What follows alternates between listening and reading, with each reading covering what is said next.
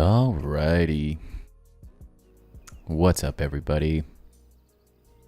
Knife specifically over there. The shadow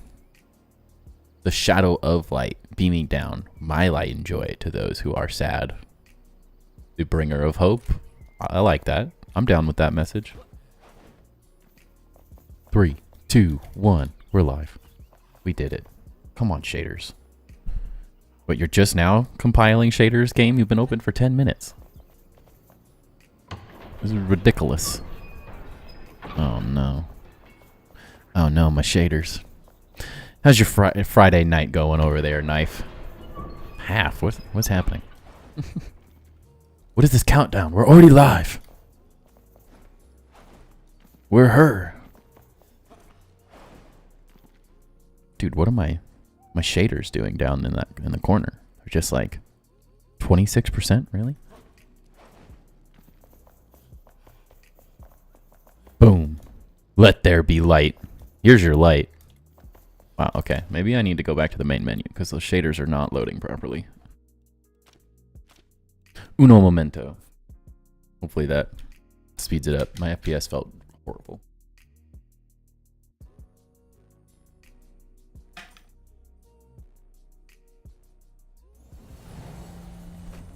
And always. Nope, they're just going to sit at 28% now? Okay. You summoned it, but I thought I was already here. Maybe your messages are just slightly behind.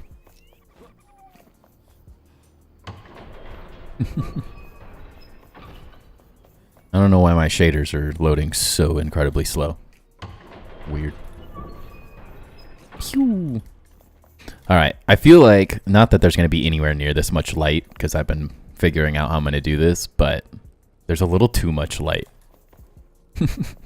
Currently, compared to everywhere else. The mood, the vibe, totally different. So we're going to have to think some of this through. The new vehicle engine blew up on the way to work? What? That's been like 2 weeks. If that. That's crazy. Did you buy it used? Well, it helps to have blocks when you want to build, I guess. Ouch. And not to break your legs. Yeah, that was so fast, dude. Holy cow. Well, first start off, are you doing burnouts and stuff? All right. You need to take better care of your things if you are. Racing your new truck and blowing the engine like that? Dude, can these shaders just like get it together? Holy guacamole. Ah, marketplace. It is a gamble. That's crappy though. I've been very lucky. I bought a couple cars. Well, I bought one from not like a normal dealership, but like a imports dealership. So that place was pretty legit. That's where I got my WRX when I had that, and then I bought a Kia from a Kia dealership. And I bought my current car. Well, I still have the Kia too, but that's pretty, like, my wife and I share that. And then we have a Crosstrek. And I bought the Crosstrek off of Marketplace, so I do know that feeling. White luminescent. Why did we do that? What's up, Joe? How's it going?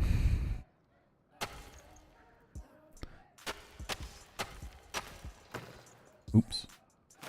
We done goofed.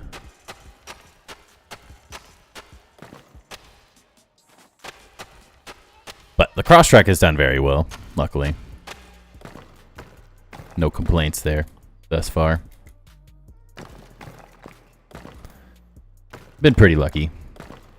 I guess my wife's car was potentially a marketplace thing, her old one that we sold, but that is the struggle, you know? That is unfortunately part of buying things from other people, is you never know.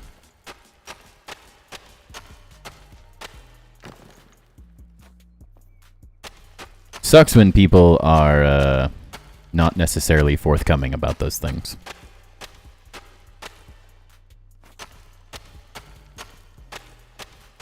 Not that I feel bad for the dealership, but my brother-in-law had a truck, and For some reason, he just didn't think you ever had to change the oil in it. So he didn't change the oil in it, and it pretty much died on him. And then he brought it to a dealership and sold it back to them. Sold it to them by going and getting a device that turns off the air on it, like the engine warning light, and sold it back to this crappy dealership. So, I mean, I didn't feel too bad for them being a dealership. At least it wasn't some random person, but it does happen, unfortunately. Josue, how's it going? You're going to take a loan to get a car from a dealership we didn't want to do because interest. But we have to at this point? Yeah, it's kind of a bummer. I think I like this just a little more. I'm just trying to like mess with the different designs here. Figure out what we doing. Oh no. Hope you're having a good night, Josue. Dude, these shaders tonight. What is happening? I did not do a good job of deleting all of this white luminescent block. Yikes.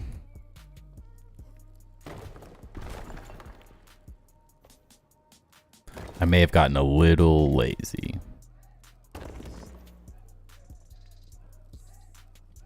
Hello? There we go. Oops, not that one. Wait a second. Wrong layer. Derp. It's this one?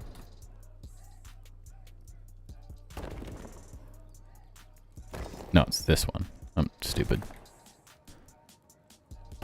It happens. It's been a day.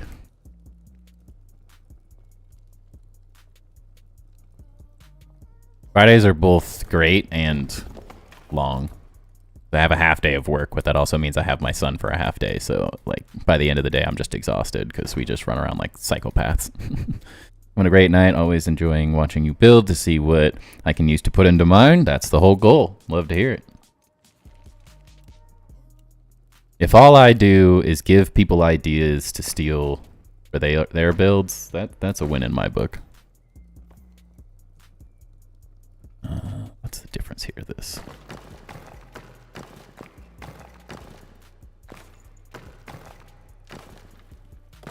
Joe, you convinced me, by the way. You late? You're not late. We started 6 minutes ago, and just getting around to building my base. This will be good for inspiration. Awesome. Welcome in. I'm gonna butcher your name. Flugafy? Flug? What would you like me to call you, I guess? I did go with your idea, Joe, at least for some of it. I'm not totally sure how we're going to do all of it, but I'm for sure doing it on these portions. So like the center out that way, and we'll still have to do that. And then I'm trying to figure out if I'd want this much or not yet. So I think we're going to get, I know all these corner pieces and stuff I want, like as this sort of like coffered ceiling sort of look, and then we'll just kind of see where it goes from there. Plug is fine. Cool. You almost had it? Flugify. Ah. Spotify, Flugify. Alright, alright. Overcomplicated it, as usual. It's always the struggle.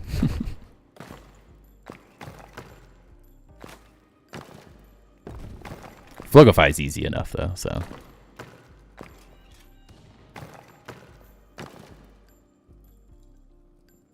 What?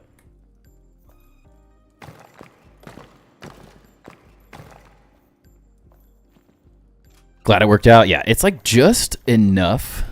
Like it's not different, but at the same time, I think I like that it just like right here adds this like just tiny extra amount of depth where like this looks cool, but it's like it loses a little bit of the detail of like sort of a coffered ceiling concept. So I like just the slight extra amount of detail. Not that I necessarily think that's gonna like make some massive difference or anything, but I like it like that.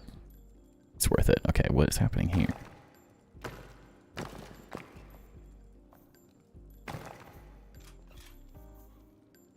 Only part is these all look slightly different because of the voxel pixels, but whatever. How's your night going? Doing good, Vince. Doing good. Hope you're doing good as well. Can't complain. It's Friday, you know? Most people get the first part wrong and say flug. Oh. They're thinking too much. Oh. Can I... One of these? Yes. You have to be very careful. I went upstairs after building the other night, and I had, like, wreaked freaking havoc on the upper part of my base from doing this, because everything that you see on that ceiling, the last block, is this floor. So, like, you have to be really careful. And I had stupid blocks. I had windows up, like, in the middle of this place. I had made a mess. I was just being slightly too haphazard. I came in here, and there was, like, like this, like, all along the whole thing. I was like, oh my god, I'm such a... I knew I was going to do something stupid like that. It's like the hardest thing is, like, every once in a while I'm like, oh, I'm going to change this detail, and then I realize that, like, I delete something on the outside. Like, it's so easy to mess things up if you're not, like, really paying attention. My base building ability is so bad in all survival games. How do you suggest improving it? It may not necessarily help a ton with Enshrouded specifically, but and I hope it doesn't feel like I'm just sending you away, but I have a top 10 tips to build better in Grounded video that I made that I feel like would suffice for just about any game in reality. Like, I think it would cover building in general. There's a couple things that are more geared towards Grounded specifically, but I think overall the vast majority of those tips would probably help anyone.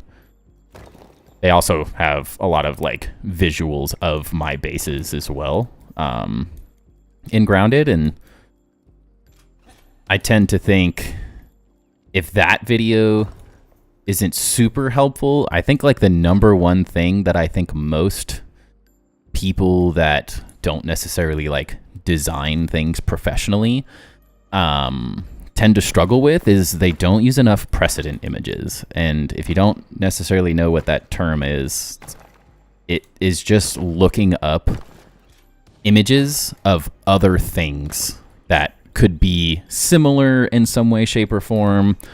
I just think that oftentimes people think, like, with me specifically, like, that this creativity just, like, oozes out of me, and I'm like, more often than not, I find a good image that I really like, and I use that to base my entire design off of. Like, yes, I make it my own in some way, shape, or form, but having that place to start, I think makes a huge difference. So if, like, in terms of, like, oh, you want to build a castle, like, look up fantasy castles, like, especially Pinterest. If you don't have a Pinterest, that is, like, the number one place for, like, crazy images. So I'd highly suggest a Pinterest, because you can just search anything and you'll get hundreds of images, whether it be fantasy castle or zombie apocalypse base. Like, you could search anything and everything on there. And I think that helps. It helps me a lot with my process of, like, where to start. I always use, especially, like, in architecture in general, you find something similar to what you want to build, and you start with that as, like, a piece of framework, and then from there, you turn it into your own thing. Because oftentimes, like, you can't literally rebuild it exactly as it is in a video game, because there's different materials or whatever. But it's enough to give you, like, a little bit of an inspiration to get started on something. So I tend to think that not enough people use, like, outside images, whether you're searching on Google, Pinterest, whatever, and just decide sort of roughly what you want to build and then go from there. Like, I looked up armories and stuff, and, like, some stuff from Lord of the Rings for these builds. Like, you find cool things, use them as a place to start, and then go from there. Grounded, I think that's the next survival base building type of game I'm going to play. I've played Valheim, Palworld, V-Rising, and now Enshrouded. I have 3,000 hours in Grounded, almost all building. So you should definitely check out my YouTube for some inspiration on the grounded builds. I'd say at this point, I probably, outside of people that just build like ridiculous, there's another guy that just built over the whole map, just random haphazard craziness, but I would say I probably have one of the biggest bases ever built in grounded at this point, because it's one of my favorite games to ever build in at this. Enshrouded's taking the throne a little bit, but we have a long way to go before we hit 3,000 hours, so usually have a functional shack that I put all the upgrading tables in and progress through the game until I beat story-wise. Then I realize never got around to a nice build. Yeah, I always try to get like the start of it, and then I spend a ton of time building before I go do all the other stuff. I never try to beat a game until I have a good base. Kind of try to take a little time. If I get burned out on the game, then I switch to building. And then if I get burned out on building, I go do a little story and then back and forth and back and forth. But look up some buildings similar to what you want to build and see what they do to make it work in real life. Look at the details they use and figure how to make it your own for sure. Miniature models is also really good, yeah. It's the hardest part. I don't know what I want to build in this game. There are so many good blocks. Dude, that is, I think, the biggest issue with this game currently is for the average person, it is a little inaccessible in that sense. Like, it's, the optionality is so crazy that unless you're just someone who thinks creatively, it can be like super overwhelming to get started, honestly. But that also, you don't necessarily have to know what you want to build. You can also just kind of like say, look up castles, look up, if you're not a part of my Discord, definitely join there. If you are not part of the Enshrouded Discord, also join there. I think there's some really, really good builders in the Enshrouded Discord. There's a handful. Oops. There's a handful of people building in Enshrouded right now on my Discord. But the base build, they have a base inspiration chat, and you'll get a ton of inspiration.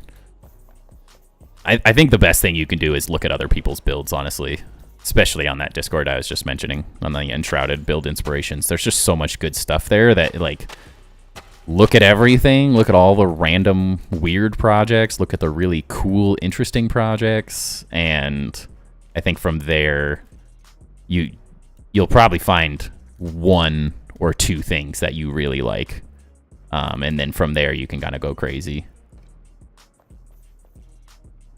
It can be hard. The hardest part of any project is getting started, though, 100%. That, like, blank canvas. That's specifically why in my top 10 build tips grounded video, I talk about precedent images, because I think looking at a blank page is so incredibly difficult. Looking at just an empty space in a game is, like, it's really hard. It honestly is. I don't think anyone... If anyone tells you that the ideas just come to them magically, like they just have a vision in their head and they know exactly what they want to build every time, I'd call BS. Because I think everyone has those, like, sometimes it works like that, but the vast majority of the time you just have to, like, start building and then slowly incorporate new ideas and stuff into it. But the best thing in Enshrouded you can do is build something.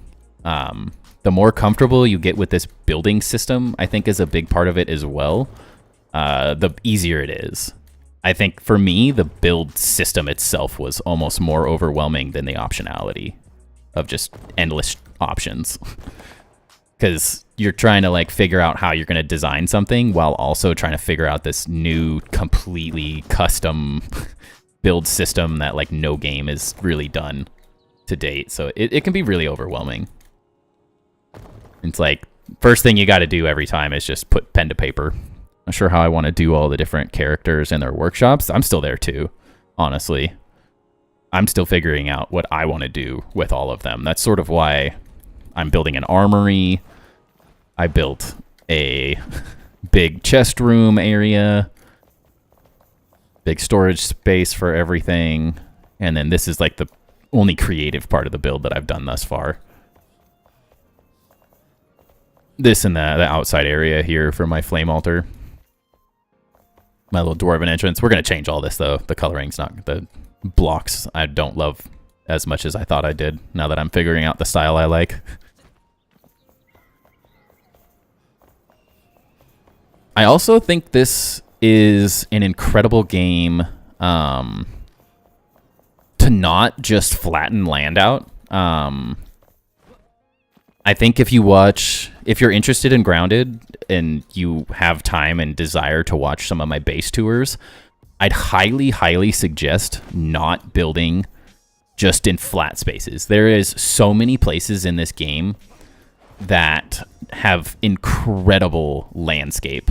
And I'll show you, like, I picked this area to build in specifically because I wanted this incredible, like, mountain volcano thing. So my current concept is we've got a like dwarven smithing space that is where like all the functional things in this base are going to go. So this is my specific not living quarters, but storage, all the NPCs, all their stuff, everything's going to kind of go in there. So it's going to be the most functional part of the base. And then the armory is down in the ground because I thought that'd be cool. And then we're building a massive castle that's going to be like floating out of the ground and stuff. I have some interesting things that I'm going to work through there. I'm going to build a library museum here. Everything in this general area is going to be like a housing district sort of part of the city. And then I will then, from there, who knows how the order of all this is going to go. There's going to be a massive wall that goes all the way around this whole thing as well, which is inspired by a little bit of a Lord of the Rings city. Wait a second. Did they change those again? Can't tell if they did. Maybe not. But I think building in this game specifically around like cool pieces of landscape is much easier. It's a little bit more difficult like right off the bat just because it's hard building into a mountain. So, but I do think like I personally do not like building on a perfectly flat piece of land. I like building into the land with hills. I like building with the terrain because I think it makes decisions for you as well. Sort of simplifies some of the decisions because you're like, okay, well, I need a set of stairs to go down this hill. I need like these little pieces here and there that sort of help you. Whereas if you're just in a flat like plane, it's sort of like it's purely your brain coming up with the interesting pieces, you know, if that makes sense. So instead of relying on just your brain, in your own creativity, I tend to try to glean as much as I can from the surrounding areas to make life a little easier. Also can't decide if I do want some of these lights on the outside. I don't know. Might leave some of that. The ceiling's definitely not perfect, but it's also not bad. It's a great example of building with very little planning. I just kind of went for this whole armory space. Just kind of ending up how it ends up. Which is fun. Ain't nothing wrong with just sending it and seeing what happens. Both Warhammer Fantasy and 40k are good. Dude, Zorp. Love watching those guys. They just do 40k Warhammer massive builds. Super entertaining for like just having something in the background while you're like working or whatever. I really enjoyed watching them. Okay, I'm kind of struggling. What did I do? Do I like that or do I like this more? What do you guys think? Which one do you like more, left or right? Down a little bit.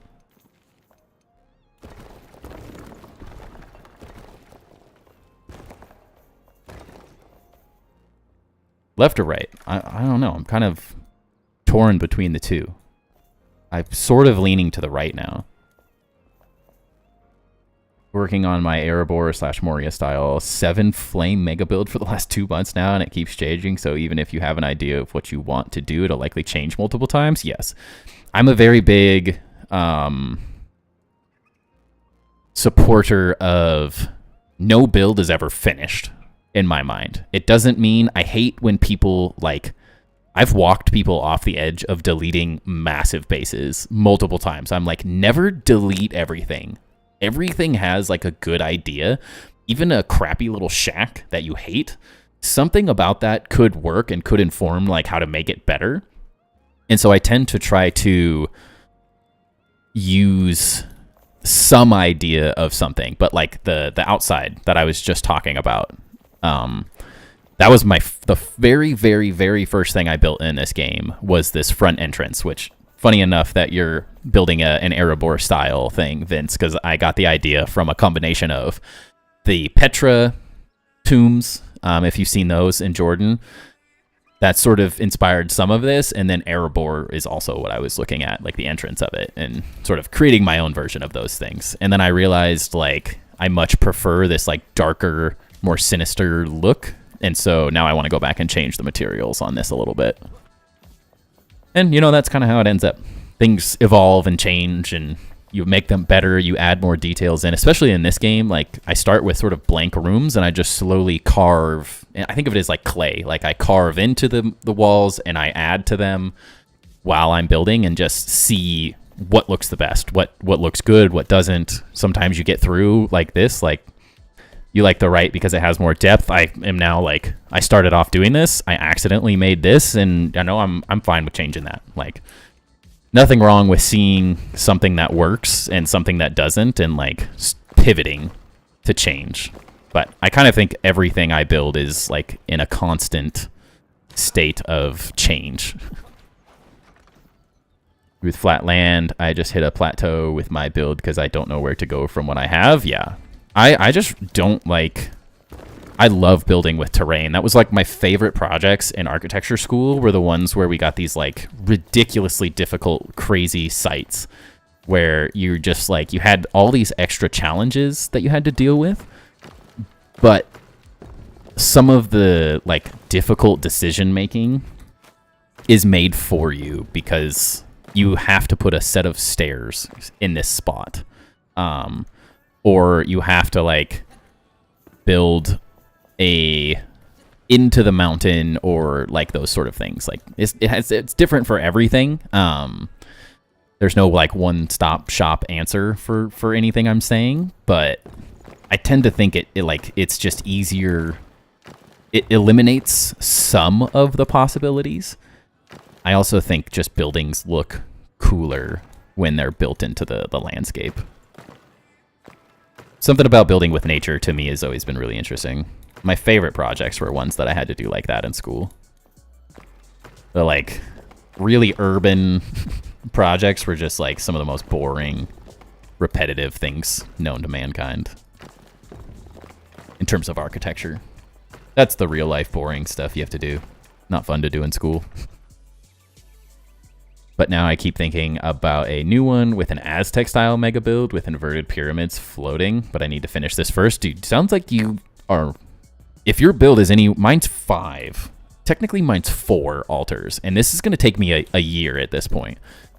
That's part of the struggle of trying to make content with it, is it slows the process down a lot. I build a lot faster when I'm not making content for it. But at the same time, like, 7 altars is going to take forever. That's a lot of building. When doing a build layout, I like to just build rows on the terrain, then random foundations, and then force the build to fit into that. Yeah. Giving your, like, eliminating some of the possibilities definitely helps. That's, again, it's very similar to the concept of, like, why I like building with the terrain. Is it just forces your hand in a couple situations and just makes it so much easier. And I think the builds end up being just way more interesting. Like a village in the hills. I mean, if you think like like German towns. Like this is a game in Germany, and that's part of where they're pulling some of the like timbered blocks from. To me, that just like screams it wants to be. It's like in the Swiss Alps and like that kind of stuff. And those towns look so cool because they're built into these like amazing mountainsides, and like the views are better. Like everything about them just becomes more interesting because of like where they're built. I think you have a missing block in one of those. I keep missing a couple, but I've gone back and fixed a couple, so I might have fixed it while you said that. I'm sure I always go back and look at all this stuff over and over again off stream, so if I'm missing something, I'll fix it eventually. I love Petra. When I do my Aztec one, I'm going to build something like that into part as well. It's going to be crazy, but I need to finish this one. Did I read that? I already read that. I think Petra's really cool as well, so more power to you.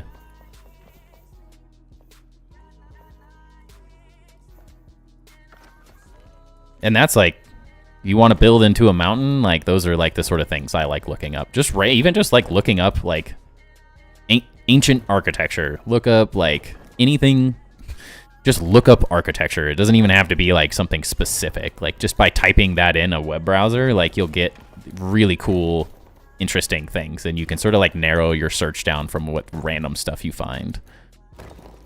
Or if you like there's someone in Grounded that I was talking to that hangs out in chat a lot that is building the Dracula's like castle from Castlevania, whatever I think is it what it's called. It's like a anime series, and it looks insane. And they're just kind of like taking inspiration, making it work for the game they're playing. Like it's those sort of things help a lot. If I ever finished my 2-flame build, the next one will be a brutalist style. It's interesting because you sent me to the Amelie, and I was like watching some of her videos the past day or two, and she actually does a bunch of random stuff on like brutalist architecture. So I was like, huh, that's interesting. Some of my teachers were freaking obsessed with that stuff in school. Crazy how much they loved some of that random stuff. There's a time and place for it, but they were too obsessed. Question, how would an illuminated block look in the middle of this, from the ceiling? You're saying like there, in this little space?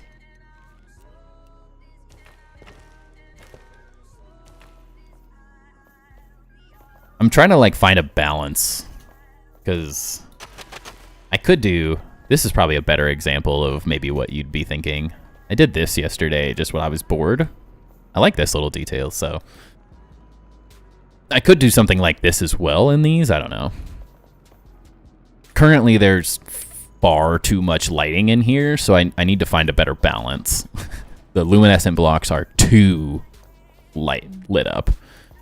So I'm trying to figure out, I kind of want to see, once this is all filled, and this is kind of filled, this general area, then I'll have a better idea of, is this enough lighting? Is it not enough lighting? And from there, I do like some of this as well. So it's just deciding, like, how much of it do I keep lit? How much of it do I do with these, like, little window details?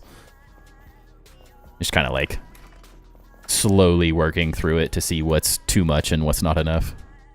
I was very overboard with the lighting there for the first iteration.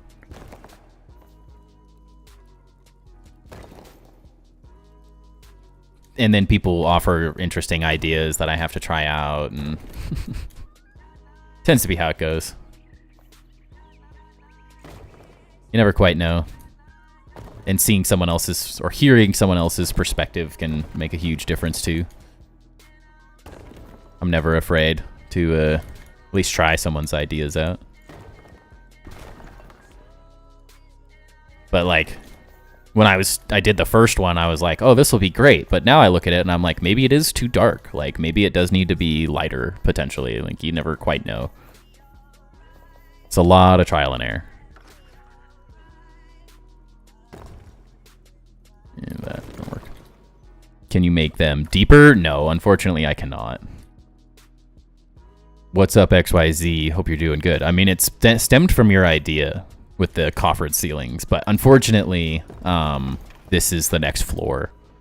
So we can go deeper down, but I kind of forced myself into this situation.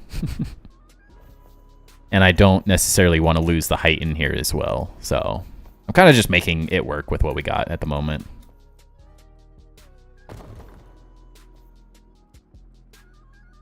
That's not right.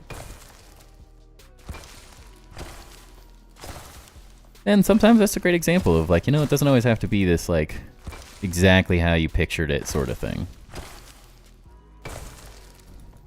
Sometimes things evolve and are a little more simplistic. I could spend, in this game specifically, I could spend months designing the perfect ceiling. The perfect this, whatever it is. Because there's just so many options. You never quite know. Kind of electrical work where the lights are put kind of like every 3 feet, or in some cases you would put lighting on half and then half of the half. Yeah, I'm trying to, I gotta get it like built out so I can see if this is enough or not. We were going a little too crazy with the lighting, so I'm trying to scale it back just a tad. I also don't really know how this is all going to affect long term. Like, if I use too much of this luminescent block, like, am I gonna get lag long term? Am I gonna get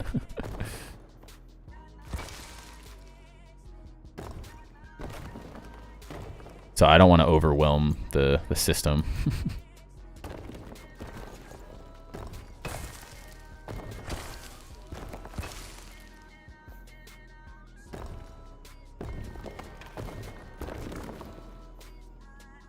What am I doing?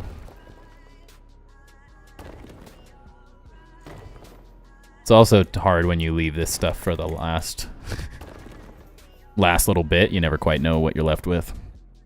Yeah, just add onto the lowest points to make more spotlight, less of an area light. Yeah, it's kind of like, it just has a glow effect. So it's definitely a unique light system.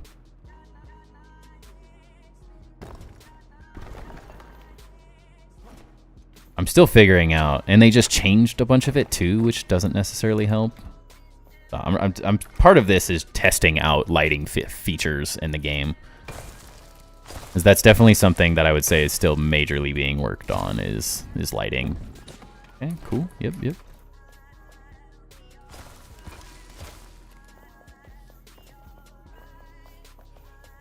It's like, as of before the last update, it was like lighting didn't feel like it existed in this game in many ways. You had to use so many torches to get any lighting on a build.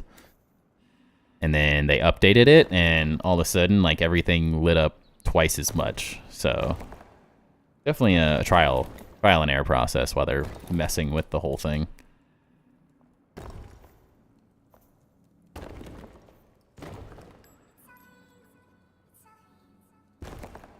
And I like that this is sort of it's not like simple, but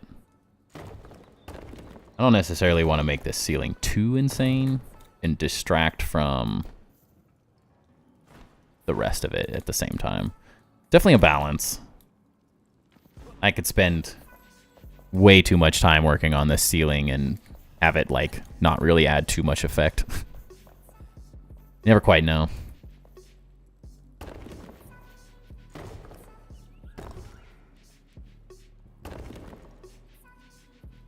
Hey, what's up, Leighton? How's it going? Hope you're doing good. Having a good Friday. Get some more floors so I don't fall to my death again. I'm very good at falling to my death in this game.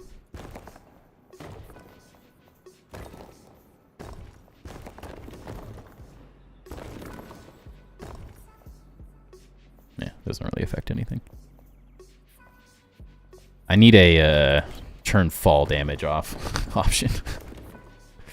That is currently like the #1 thing that I think they missed in adding with all the little adjustments that they added to the last update. I guess it would have been the one before, so update 4, because they added a bunch of options in the menu that you can turn on and off, and unfortunately fall damage was not one of the ones that you can turn on and off. I hate falling to my death. Actually, that's stupid. That's not even one of the things I'm building on. Derp. Okay, let's clear out the stuff we've already done, since we're far enough here now.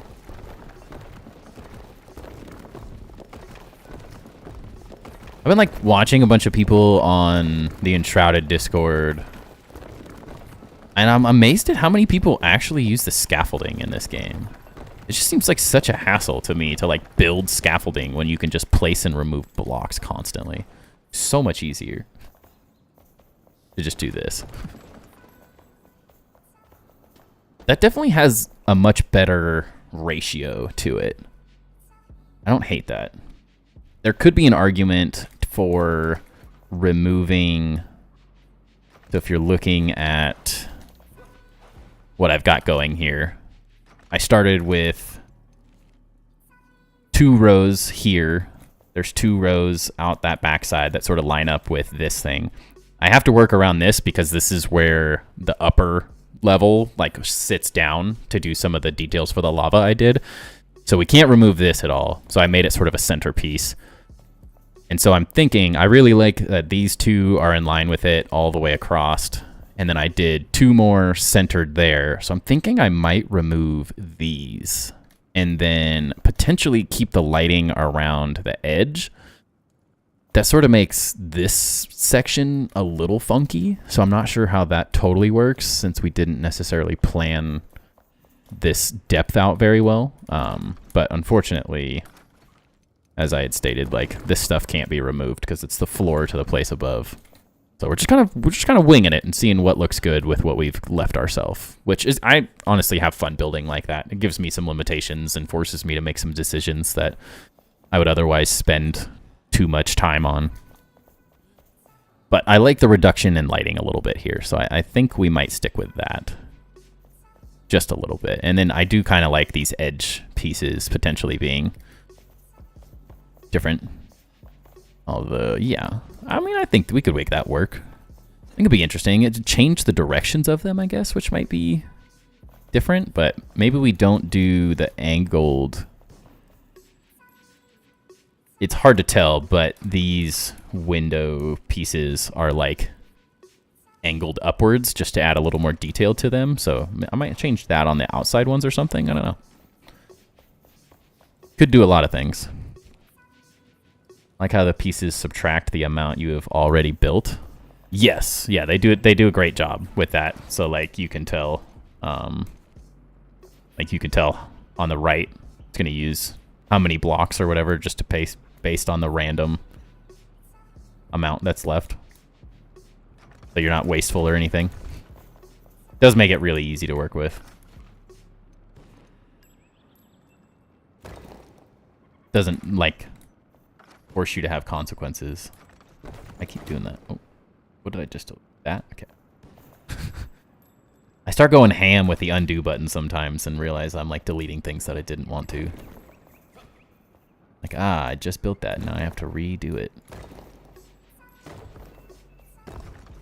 I think we take these out.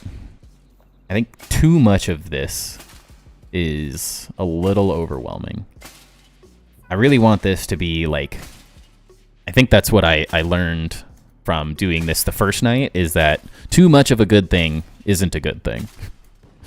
It ruined it. It was like, it distracted from the detail that this piece is adding that I really liked. So I think it's a little bit of one of the situations where less is more and can help highlight specific details better than just like repeating everything just for the sake of repeating everything. But unfortunately, I was also thinking Because I really like that these are squares. But unfortunately, the way I did this doesn't necessarily allow that. So I'm trying to figure out... We could make this too wide and then change these to squares. Probably have to do this. Is kind of one thing I was thinking. So I might mess with that on this side and see how we feel about it the other way. And that'll make more sense in a second. Why I was summoned. What's up, Nun? How's it going? Why my PC shows up as Nun, not Knife Dragon? Oh. I was wondering. I was like... I feel like you've done that multiple times, though. You have multiple... No, that was doing it, like, last stream or whatever. As soon as I said Nun, I was like, wait a second. Isn't that Knife's profile? I swear you were on, like, yesterday. Or Wednesday. On accident and it switched, but I don't know. That new yellow block has a similar pattern and its glow is not as strong. Yeah, I don't know if I like the yellow as much for this is the only thing. It might work. It's hard to say. I'm not against trying it, but I kind of liked the like just white light for some reason in this area at least.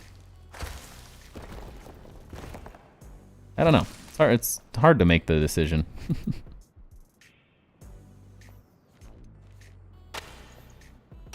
That is, as I had said earlier, the optionality in this game is its most overwhelming feature. It's the thing that makes it the most fun, epic building game I've ever played. But the building is slow going while you're figuring out what's going on. Knife or none. Oh no.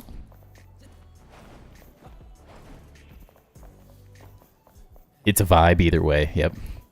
That's Knife for you. He's just a vibe. That's why these are here, by the way, is because I had spaced this out earlier. Trying to figure out what my plan was. And I don't necessarily hate the double because that's how we've treated the center here. So I think it could be... It might be a little weird, but it also might not be too bad. Sort of like a transition area. It's not perfect by any means. So is life. What's up, Chip? How's it going? And Grim, how you going as well? How's it going as well? Yeah, thank you. I'm glad you like it, Celic. We're definitely in the process of fine-tuning the design. Is definitely what's happening here. Little changes. But I think it's coming together. We're getting there slowly but surely. Okay, so if those are all lined up, we're good there.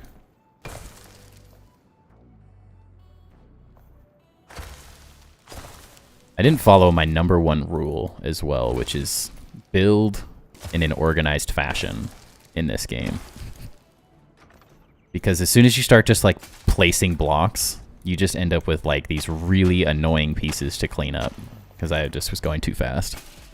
Doing all right. Chill Saturday evening, eating some Saturday? Am I crazy? Already Saturday there?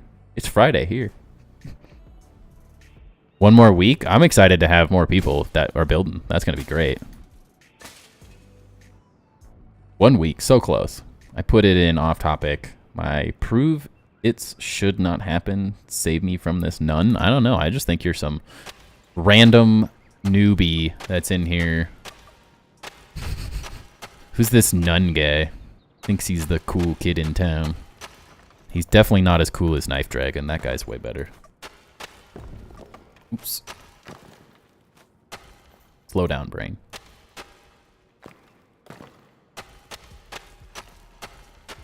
I made a mess of this.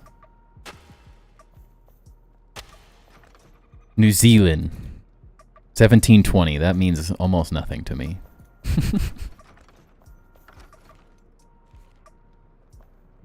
No, I can do military time. My brain just takes a second to think about it.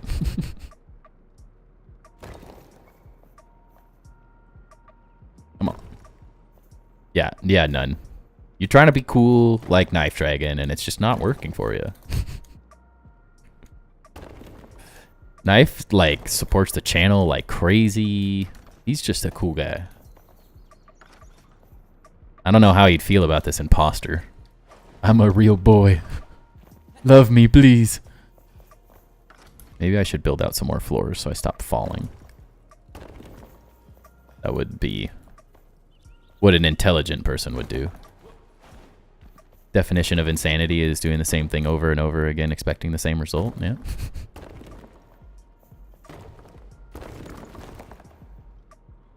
It's always a struggle. Keep telling yourself that, None. This guy. Don't you guys miss Knife? He's just so much cooler. Sad to just see him disappear. Yeah, that's the right one.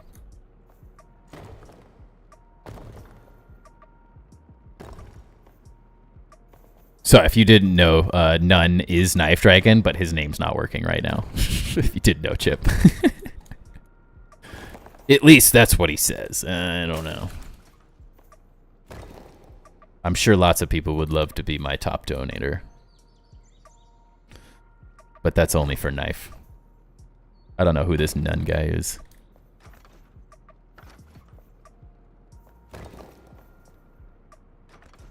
You're freaking... I'm excited to see your cozy cottage video, man. That interior is turned out so cool. Even the basement yesterday, or yeah, yesterday? I think that's when you were working on it. Turned out super nice.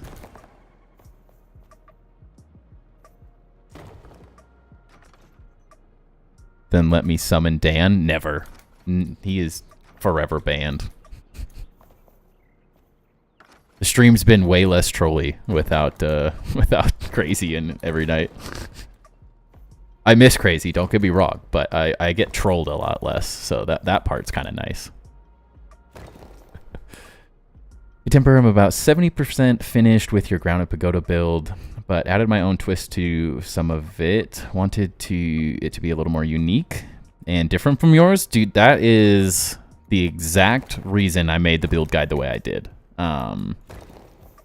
I've had a handful of people do that exact sort of concept, like work the build into their own idea, just using my little clipping guide sort of thing to get started, and then they built their complete own creation from there. And that's honestly what I like the most, is like, I love helping people get started with ideas and then seeing how they take something I did and just completely make it their own.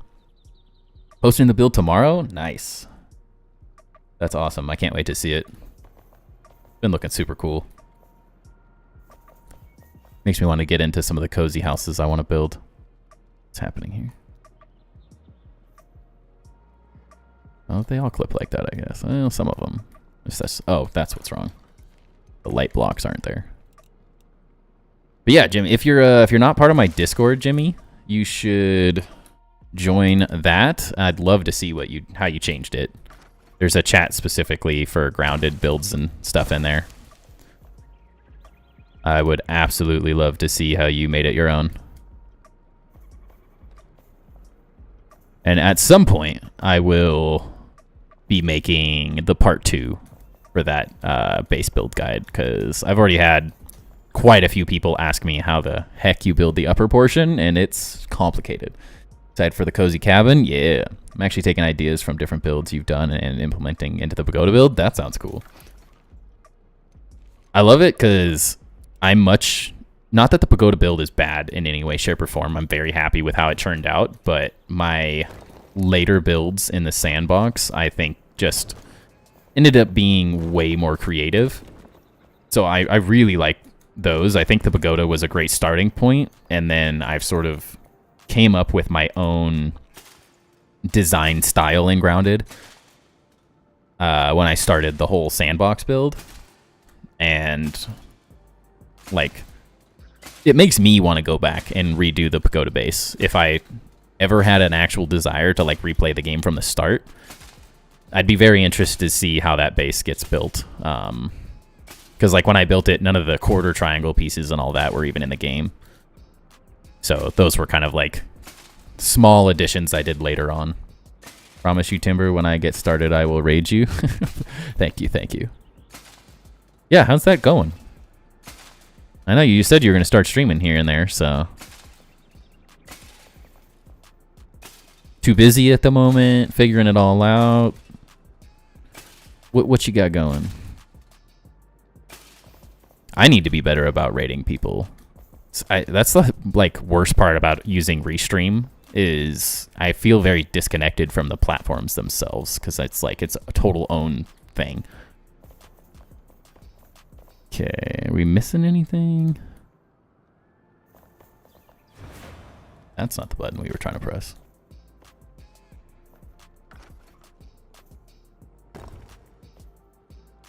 But yeah, you should definitely post your builds in the Discord, Jimmy. I'd love to see that.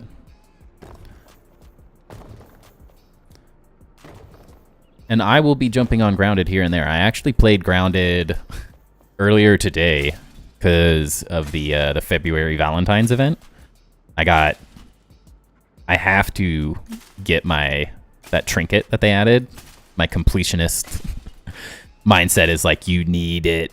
You can't miss it or you'd have to wait a year to get it. So I'm going to grind for it this month, just in my extra time trying to get it so I have it. I can't live without having them. Okay, so we have to do the same thing here. Means this outside ones too? Yeah. More build, let's go. It's going to take a while. I still need to run Ethernet cable. Oh, that sucks. That's always a pain. 1, 2, 3, 4, 5, 6. 1, 2, 3, 4, 5, 6. Ouch. I would stream, but I need a new power supply for my main computer. Been running off my laptop, and with how much I've been working, not much point yet. Yeah, that's the struggle. No, OSHA's not here. We started a little earlier today, but his time zone's so different. It's like nearly impossible for him to ever be in stream. Just be like at 5 in the morning to catch stream from Europe. So currently, it seems like the only thing he's enjoying is trolling me in Discord, in my own Discord. That's the sense I'm getting. He's purely coming in to moderate when I'm asleep and then trolls me the rest of the time.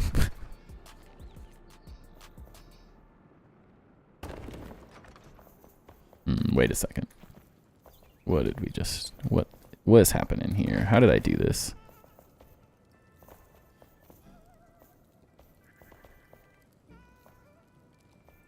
Are these different? So it's 1 inside, but that's not 6, is it? I count wrong? 1, 2, 3, 4, 5, 6. 1, 2, 3, 4, 5, 6. Oh, it's this. Okay, I know what I'm doing now. Math is hard.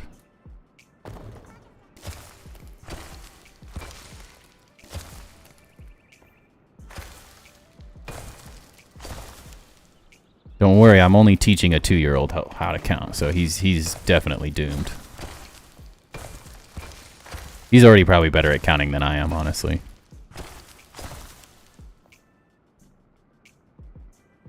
Streaming's definitely something, I don't know, it's tough. Finding the time when you have like other life stuff going it's difficult. I'm barely able to stream as much as I do. Say, as my wife and I always say, we're in a season of life, you know? Doesn't mean that it's always going to be this busy and crazy, but that's where we are right now. What do over here?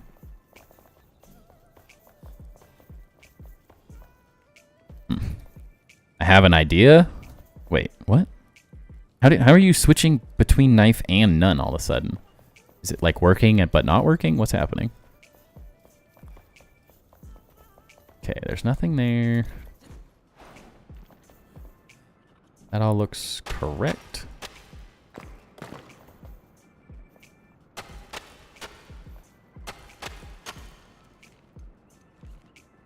Were you just messing with me? Did you actually have it figured out this whole time? You troll. I switched to my phone. Oh, what? Just what we need. Why did I delete those? Those were my spaces. 1, 2, 3, 4, 5, 6. Space. 1, 2, 3, 4, 5, 6, and a space. Okay. Definitely not perfect, but I'm okay with that. It's funny, I was talking to some people on the Grounded Discord today, and they were like, I want to do like your pagoda base, but I'm too much like of an OCD perfectionist. And I'm like, honestly, that was probably like the best part about the pagoda base for me, is because it forced me to not be such a perfectionist. Because more often than not, I find that the whole like perfectionist mentality is detrimental to good design. Especially in a video game. Like, it's one thing to try to be a perfectionist when you're building real stuff, but when you're building for fun and like to just build things that look cool, like it's definitely not about being absolutely perfect. And some of those like weird one-off things that happen while you're building like can make things so much cooler. I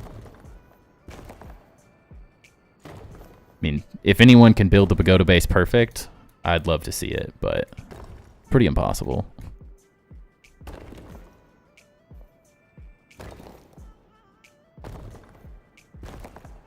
So you just like not logged into the right Google account or something?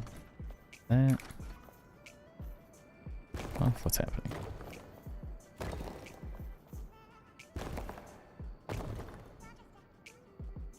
Knife is my #1 viewer because he's on 16 different platforms apparently.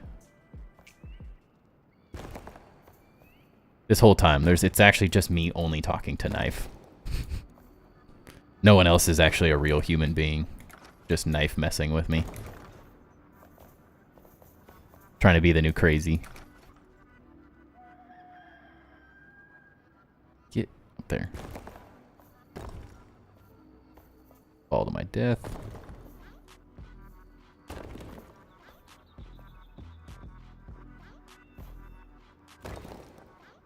Try not to, at least.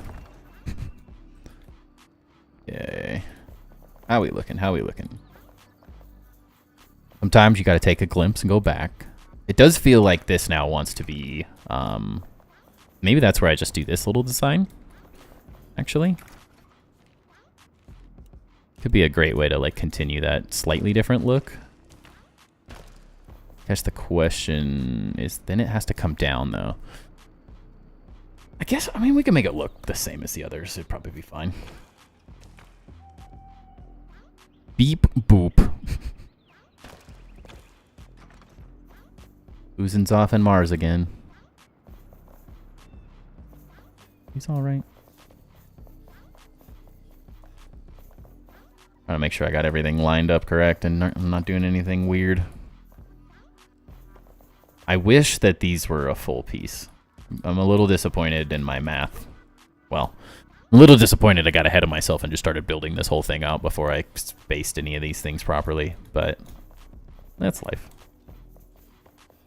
It definitely is now having a better effect, though. I think we could maybe do a little more lighting on these outside ones, but it's not as overwhelming. It looks a little bit better. Hi, Uzin.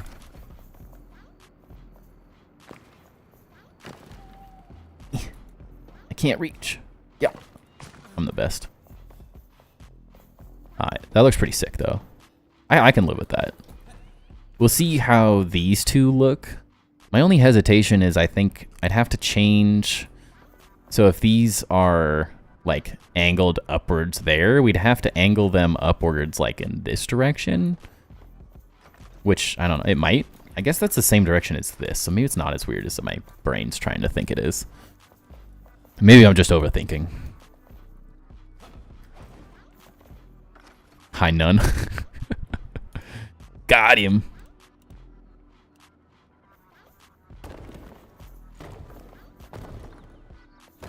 Oh yeah, I forgot to mention some other little details that I'm working through. We got to finish these tonight as well. I'm adding some just like iron details here and there. Still figuring it out, but I sort of created a little path through here. I had already done a little bit of this, but off stream yesterday, I was just coming up with ideas, and I kind of created a snaking path through the entire thing that kind of like goes up and around these things, and then we will also be adding them on these pathways and stuff. Not like a huge detail, but it's like just enough to like pull your eye away from them. It's like just enough detail for me that I'm really liking it. It's what I'm loving about this game, is being able to do those just little tiny things like that. Not necessarily like the most impactful little decisions, but I think they, like, when you're looking at the entire base overall, like, I just think those like finer details, once you get past the big design decisions, start looking really cool. I have so many messages.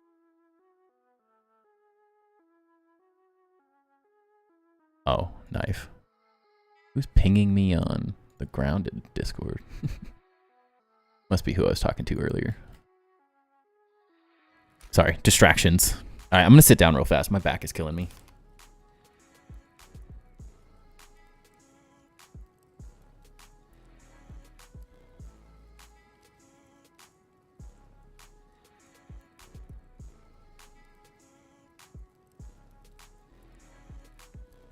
There we go.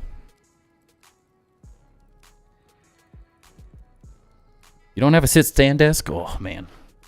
Every gamer should own a sit-stand desk. It is the only way I stand during the day.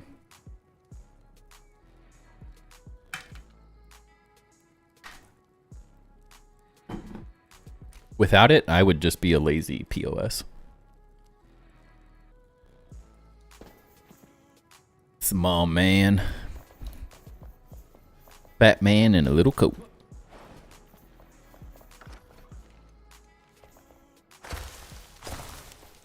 Please tell me I didn't delete the wrong things. I might leave this one for some interesting lighting as well.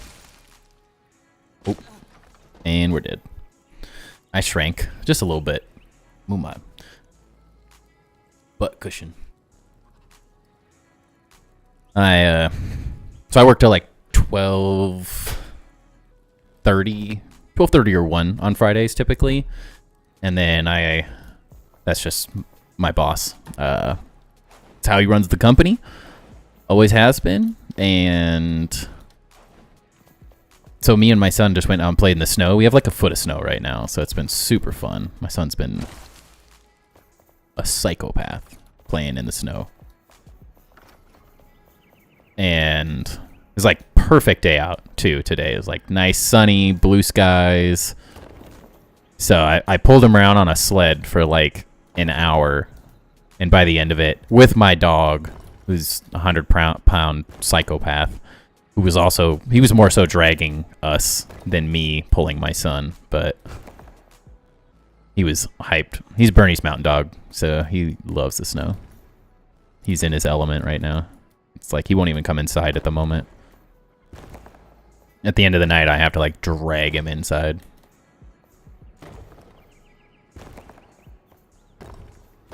That's part of the reason I enjoy living where I live now as well.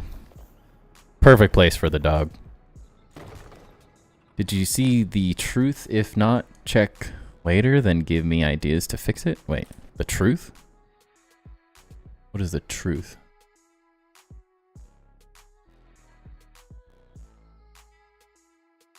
Shows my profile on top right, but it pops up as none? I don't know.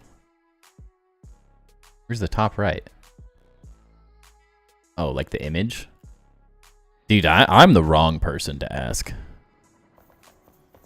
Technology, I'm not like an idiot when it comes to tech, but I'm also like not the guy. Why is this? Oh. It's like, why does this feel wrong? Because it is. There we go. Just joined your Discord. We'll be posting my build soon. Let's go. Love it. I appreciate it. I love That's like the hardest thing about this switch to Enshrouded is that we're essentially like, while people are getting the game and finding the channel, it's like I really miss having lots of people building in the same game and just posting tons of pictures and images. So I'm really excited as people sort of get this game. Actually, that's correct there, isn't it?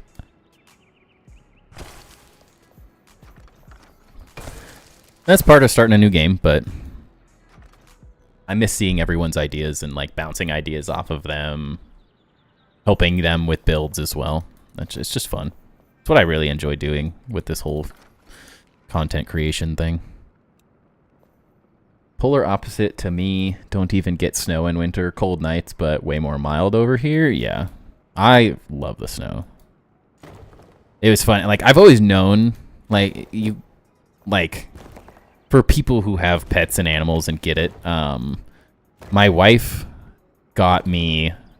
So I had been looking at Bernese Mountain Dogs for 2 or 3 years, and at the position we were in life, we were trying to pay off like all of my wife's student loans, and we just were traveling for all sorts of stuff. And so it was like, it didn't make sense for us to spend a bunch of money. Like, Bernese Mountain Dogs are not cheap dogs. They are very popular and they're expensive because of it. And I was like, I'm responsible. Like, I don't need to go buy this dog. But eventually I was like, we're getting one. Like, we will have a Bernese Mountain Dog no matter what. My wife loves dogs, so it wasn't an argument by any means. she was fully on board. And then she surprised me with the dog on our wedding day as my wedding gift. And he has always been like my like spirit dog. Like, we are the same being. I love skiing and snow, and he loves all things winter and snow. He is like not super energetic, but can be an absolute like psychopath from time to time. And my wife would describe me in a very similar way. He's about the nicest dog you'll ever meet, unless he doesn't know you, and then he is horrifying. He like scares the crap out of the mailman and stuff, or like the UPS guys and FedEx guys that come to our house. They're horrified of him at first, and then they meet him and they're like, oh wait, he's like the coolest dog ever. Not that I'm like the coolest person ever, but it's that same concept. Like, if you didn't know me, actually, funny story. I started architecture school. I had a lot of friends at the University of Oregon. Knife with the $2. Thank you, man. Thank you. I appreciate it. You're awesome. Too bad none didn't donate tonight, though. What a shame. No. I'm never going to let you live it down. So I ended up transferring to Portland State University to get into their architecture program at one point. And I didn't know any. I had one friend in the program already that I went to high school with, but he was, because he started at PSU, he was a year ahead of me in the program because I went to the UVO first. And so I was meeting a bunch of new people and stuff. It was a good time. But I ended up, like, I had a lot more experience in architecture because I had worked in a firm for years, and so I was a little intimidating to a lot of the new students in the program, because like all of them were just starting, and I'm like, I've been working in a firm since I was 15, so like it can be a little bit like, dude, this guy like has worked on architectural projects, like, and I didn't necessarily do a good job of like not being like, if I'm good at something, I'm not cocky, but I'm a very confident person when I'm good at stuff, and I'm not afraid of that. And I made a friend, and he's hanging out, like, and I didn't necessarily hang out, and I did a lot of my work like at home because I was dating my wife at the time, who wasn't my wife, but I was dating at the time, and so I hung out with my wife a lot. So I didn't necessarily sit in studio endlessly or anything like most people did in the architecture programs. And after the first 2 semesters, I finally like started getting closer to some of the people and started like, we were working on group projects and stuff. And I was working with this one guy who was probably one of my better friends at that point. And he was like, dude, like, I gotta be honest, like, I mean, I really like you, but in the beginning there, like, it wasn't just me. I honestly, like, everyone just thought you were like the biggest asshole like we had ever met. And now that everyone knows you, like, everyone loves you. Like 100%. I'm being serious. Like, everyone loves you. But in the beginning, dude, everyone thought you were such like an asshole.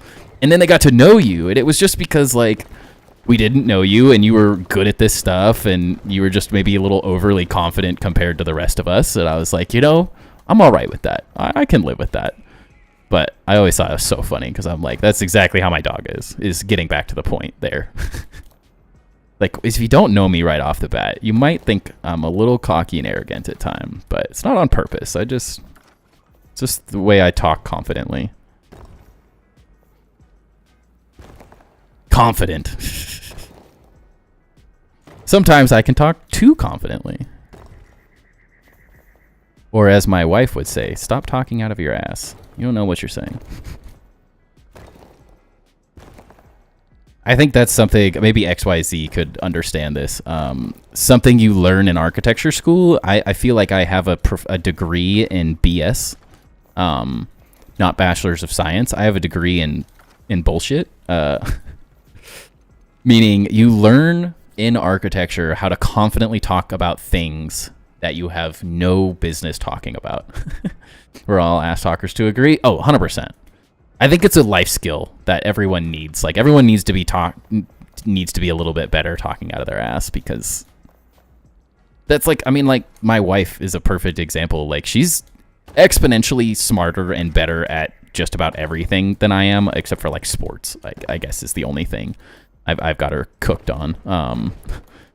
But like in terms of just in general intelligence and stuff, but she does not have that like confidence in herself when she's talking about things in the same way that I do. So it's like, if she would be insane in like, everyone would just be like, at work and stuff, she tends to get walked on by males in the industry she works in, just because she doesn't talk as confident as they would hope she did. And I'm like, I think everyone would do better. It's just like talking in confidence, you know? It's a good thing for some. But yeah, architecture is a degree in architecture is you get really good at just BSing things. Everyone's like, why do your studio finals always go so well? And I'm like, because like, instead of letting the teacher walk over you like you did, when they have a question about why I did something, I make up a reason for it. Instead of like, I don't have a reason for that decision, I just quickly on my feet come up with some answer that at least gets me by. Whether it's right or not, It's not on purpose, I'm just better than you.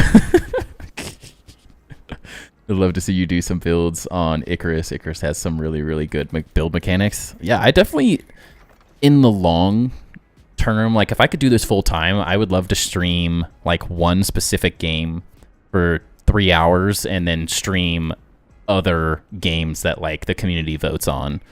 But currently I feel like I have to put all my effort into one thing, unfortunately. So concept artists are the same, because we dive into too many subjects, end up with shallow knowledge but lacking depth of a lot. Dude, that is, architecture is, you're a jack of all trades and master of none. You have to know just enough about everything in terms of construction and building and design and the structural concepts, and then heating and plumbing and cooling and electrical, and like, you have to have just enough knowledge to not sound like a moron when you're talking to those contractors. And so it's a very interesting like space to be in, because it's like you have to work on the basis that you don't know the vast majority of these things, but you have to sound like you do. Yeah, so many of my projects are like 70% BS. Yes, exactly. Because, like, I mean, you have 8 to 10 weeks typically to design a building as someone who's never actually built a building. So you're like, you have to BS. Like, you can't know what you're doing. Half of your building just is like, well, I was working on the rendering and I had to put something here, and that was what I found in the warehouse of like miscellaneous objects, like in SketchUp. There was like a SketchUp warehouse and you could pull in chairs and furniture, and you're like, that is the first cool chair I saw. I don't know why it's that way. Or and you just kind of have to BS your way through those conversations. But I think it's a valuable life skill, being good at BSing stuff, because too many people will walk over you if you don't know everything and they think they do. It helps people that deserve more as well, like my wife, as I was saying. Like, she's better than most people at her job, but just because she's not as boisterous and loud as some of the other people in the company, it's like she isn't seen as good at it or whatever. I'm like, no, that's them. That's not you. Okay. We're getting there. We might finish this. 1, 2, 3, 4, 5, 6 in the center. 1, 2, 3, 4, 5, 6. Perfect. We're doing it.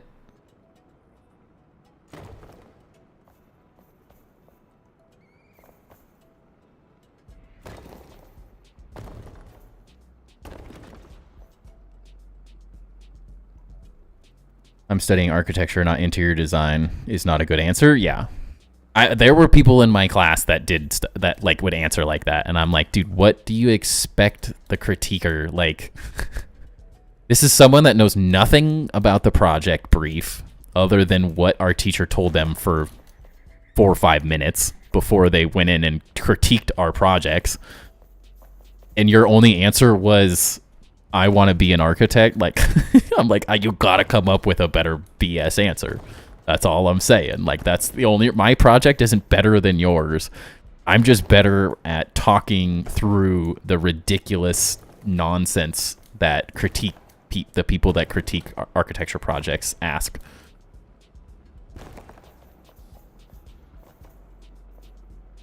What is not?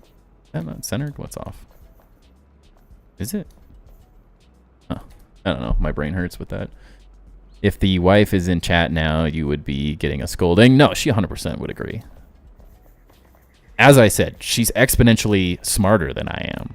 But I even told her today, I was like, you just have to realize that you're better than they are at this stuff. And the only reason they don't think you are is because they're just more vocal about it. That's just, unfortunately, a man thing. No, she would 100% agree with me on everything I've said. She knows she's smarter than I am and better at stuff. She just feels bad when she doesn't tell the truth in those sort of scenarios. And I'm like, it's not about knowing the answer to their question. You know how to get the answer to their question. So as long as you know that, like, you can figure out how to do it later. You just have to sound like you know what you're doing in the moment, whether you do or not, and then you figure out, if you don't know what you're doing, you just figure out how to do it later, because you're smart enough to do it. But just because some guy in a meeting sits there and talks like he knows what he's doing doesn't mean he actually is better at it. He just talks like he knows what he's doing. That ceiling is a little more detailed than I was expecting. Let's go. We'll see. I'm not totally sure how everything's going, but yeah, we're getting there. I'm trying to figure out if we do like lighting here and continue this little detail, which I'm leaning towards. Just maybe on this edge.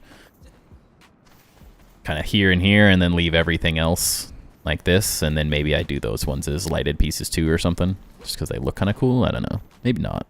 They don't fit the scale I'm using yet, so I might just have to like fill that in. We'll see. Man, you should have way more subs than you do right now because you're really great at what you do. I'm going to post some of your work and videos in other Grounded and Enshrouded groups I follow. Thank you. I appreciate that.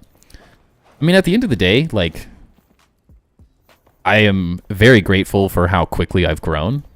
Doesn't mean we won't grow more, but I think a lot of it's just time and effort. If I made more videos, I think I would grow a lot faster. But unfortunately, those are the harder thing to do for me at this moment because the editing process is not quick. And as I was talking with Chisel Chip, if you're part of the Valheim and stuff groups, he's very popular in those areas, and he's done some really cool stuff with Enshrouded as well, and he makes some really cool videos, and part of that's just I don't necessarily like the making the build guide videos, and that's what a lot of people are looking for in terms of content. So I'm kind of creating my own niche of mega building style. But as I get more time back in my life, I will make more videos more consistently. But we're not there, so we're just going. We're growing slowly as we go. But I appreciate it. I'm really glad you like the stuff and you want to share it and get more people. The more people, mo people, mo better.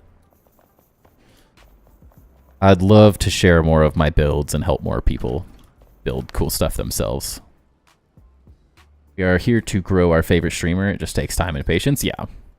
I mean, realistically, compared to the vast majority of YouTubers, I've grown incredibly quick. So I definitely don't want to take that for granted by any means.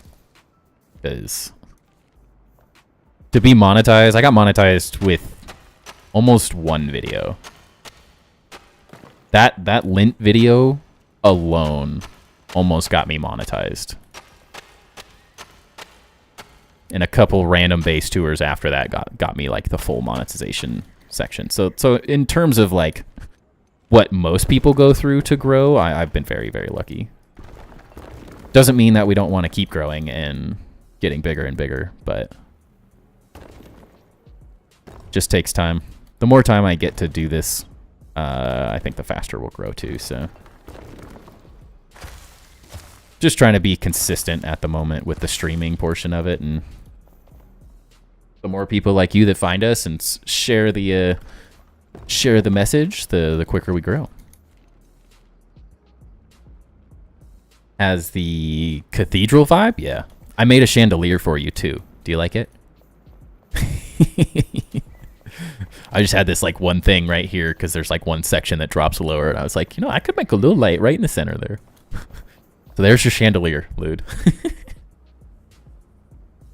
Sometimes we have to force his heads. Sometimes like telling him to do his alerts. Yeah, I mean, that's the struggle. Is it's like every minute I spend working on bettering the streaming side of things, so like Twitch alerts or emotes or those things, takes away from the time of making videos and vice versa. So like if I'm making videos, then I don't have time to do that. So it's a very big like give and take right now with how much time I have to invest into each thing. Which doesn't mean that I can't do more, but I'm also trying to take things a little slower than I did. I got super burnt out.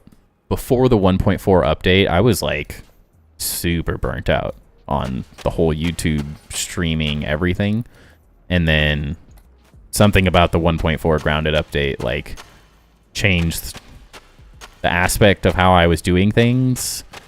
And I was having a lot of fun, and then my son decided to have a sleep regression, and then that threw me off really bad.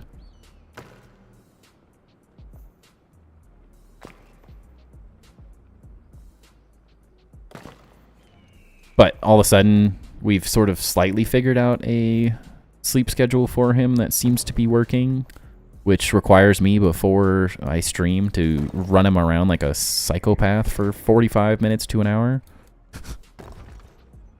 But it's allowing me more consistency, which has been really nice. Still didn't need to do that tour. Yeah, dude, I'm... Actually, what are you doing tomorrow? Now that I think about it. I don't know the timing, but my father-in-law is and his wife are taking our son for the day. They don't get to see him all that often. So they're coming to pick him up at some point tomorrow. I'm assuming before noon or whatever Pacific time. Most likely. He has like a doctor's appointment, and then he's coming to get him. So I might have some time tomorrow. Or worst comes to it, I will have time. Now my son is going to sleep more consistently. This weekend I could also do. Now that I think about it as well. If tomorrow during the day doesn't work, I should be able to do... My son's been going to sleep at like 7:30 or a little earlier recently. So I could probably do any time after 7:30 tomorrow evening or Sunday evening, or I could do sometime during the middle of the day tomorrow as well.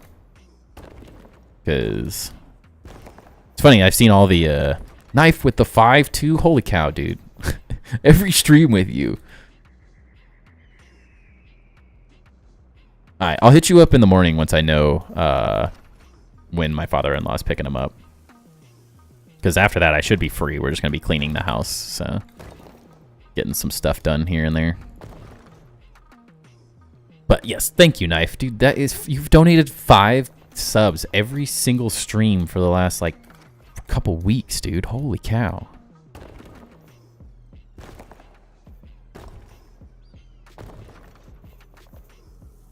You are a madman. And a scholar. A gentleman, a madman, and a scholar. And the random $2 earlier. Well, what? You crazy, dude. Thank you, though. Cannot thank you enough for all the support you've given. Mo baby food, ain't that the dude? The freaking fruit, bro. The worst part about it is kids love fruit. And fruit is expensive right now. He just wants to eat fruit all day. Feed the streamer. Feed the baby so I can stream is really what it comes down to.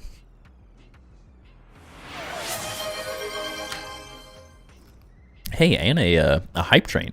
Let's go. Epic. I've got you on YouTube. I'll get you on Twitch. Hey, thank you, man. Wait, you gifted 5 on Twitch? Holy cow. Dude, you guys are insane. Thank you. Well, now we definitely have to do that base tour. Not that we weren't going to anyways, but... thank you, guys. That's not going to be a useful block to use.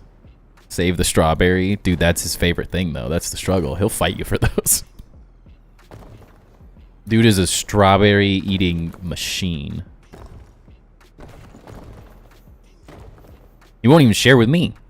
Not that I really want to. He makes a big mess. I grew up, like, my dad never shared food. He never, it was, like, not his thing. He would never share food with us. He wouldn't share, like, drinks or drink out of the same straw. And I always was like, my mom's an absolute germaphobe. So it's like, it was never necessarily my thing, but I was always like, why did you never, like, why was it such a, like, big issue for you? Like, why did you hate sharing food with us so much? And then as I grew up, and my brother is, like, is disgusting when he eats. At least he used to be. He's fine now. But he used to just, like, destroy his food specifically so my mom wouldn't eat it. Dude, what? 2 subs from freaking Knife as well on Twitch? Holy cow, guys. These are crazy. Hype train level 2, let's go. Shh. And you resubbed? Oh my gosh, Knife. Cool your jets there, bud. Crazy. But yeah, now that I have a 2-year-old, I realize why my dad didn't like sharing food. It's disgusting. It's not pretty watching him eat. So I fully understand now. Alright, this is looking cool. We're getting there. Decision is... Oh, I can't thank you guys enough, though. Seriously, though. I keep saying it. The subs are crazy. Actually, I feel like we do need to do this one. Just here to say hi. Yeah, ignore the fact that you just also came by to donate a bunch as well, or gift subs as well. Whatever. Like, ignore that. Uh-oh. What's that? What'd I just do? Okay. The light doesn't work there. So I guess we just put the window things in there and call it. Keep the effect. That's probably good enough. What's up?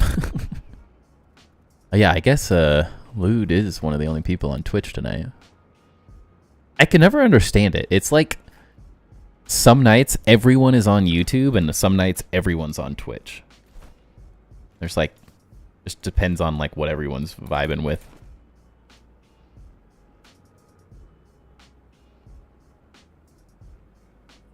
I guess. Is that right? Yeah.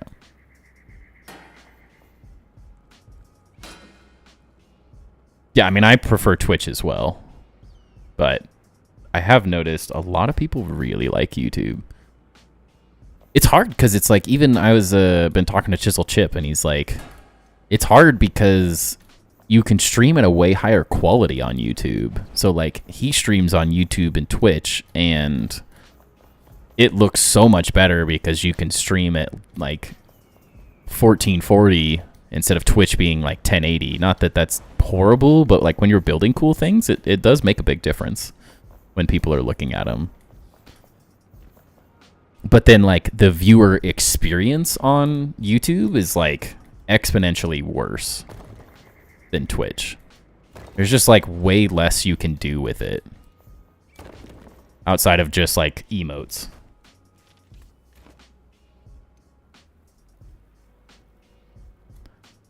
That is like the one downside at the moment, is it just doesn't have the same capabilities that Twitch has for the viewers, unfortunately.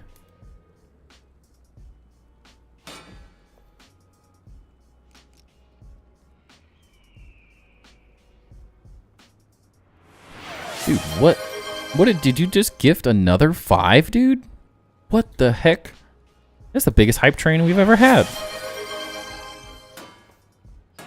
Holy cow, dude. New sub goal of 10 was completed. Well, thank you, Knife. I decided to keep going. Yeah, I noticed.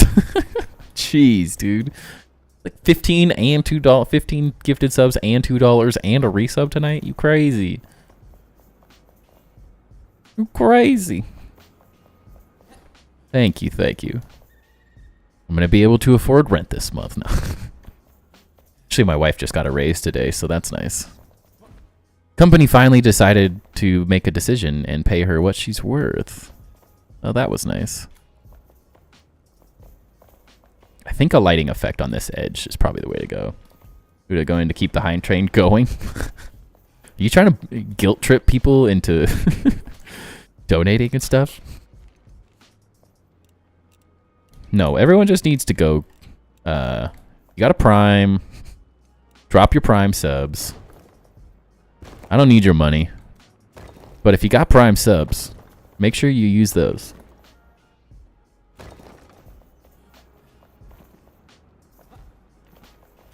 That is the biggest thing I can tell you. If you want to stick it to the man being Jeff Bezos, definitely drop those Primes every month. Whoa. Lude with the 500 bits too? Holy cow, guys. You guys are awesome.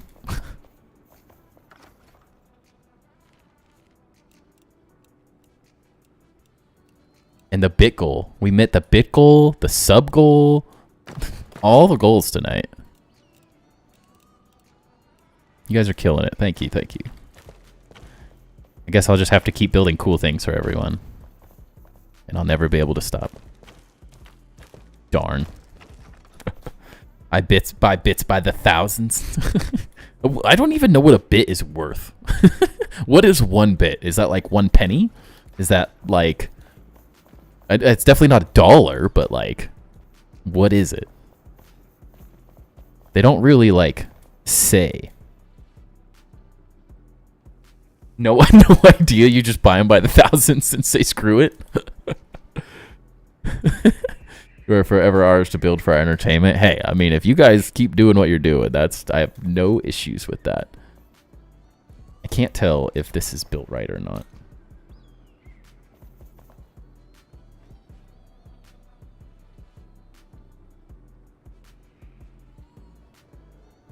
I think we gotta go this way. I think we did it right. Maybe? Yeah. Well, that one wasn't right, but like the rest of it is. Well, I guess if it's just arbitrary nothingness to you, Lude, I can't complain. Whatever the 1,000 bits equals, I appreciate you for them. It's a currency on Twitch. I generally use them to scare Potato during his horror games. That'll work. I like that. I mean, I know it's a currency. I've just always been like, what is it? I've never bought it myself, so I'm always like, what the heck? How much is a bit?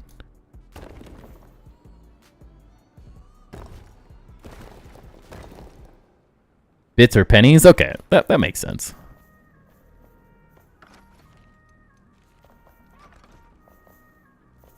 It's not too outrageous. Like, oh yeah, well it's $1. I accidentally just donated $1,000. Nice that we need Timber to play a horror game. Eventually, I would. Doesn't mean I want to play horror games per se, but I would like to have community nights like that where I play maybe a game that isn't just building. But we have to get to the point where I can stream consistently enough more nights a week or quit my job and do it every day instead.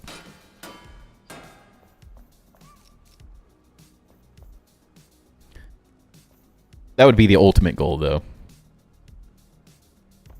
Stream Enshrouded or Grounded for a couple hours, play a different game, building style game that people recommend or want me to play. And then, it might bug me a little, I don't know. And then, like, Fridays or whatever is, like, community night. Something like that would be fun. Ow. Or spawn bosses when he's least expecting them. That's a fun way to do it. That was the one thing I did enjoy.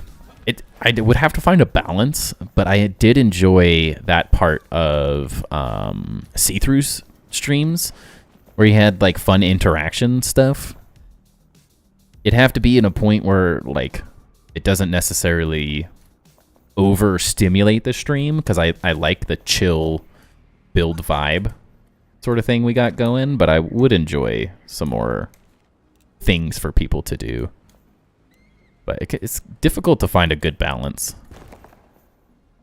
Or like Lude wants this in the background while he's doing things, building and playing other things. And I like that it can do that for people, but I also want it to be engaging.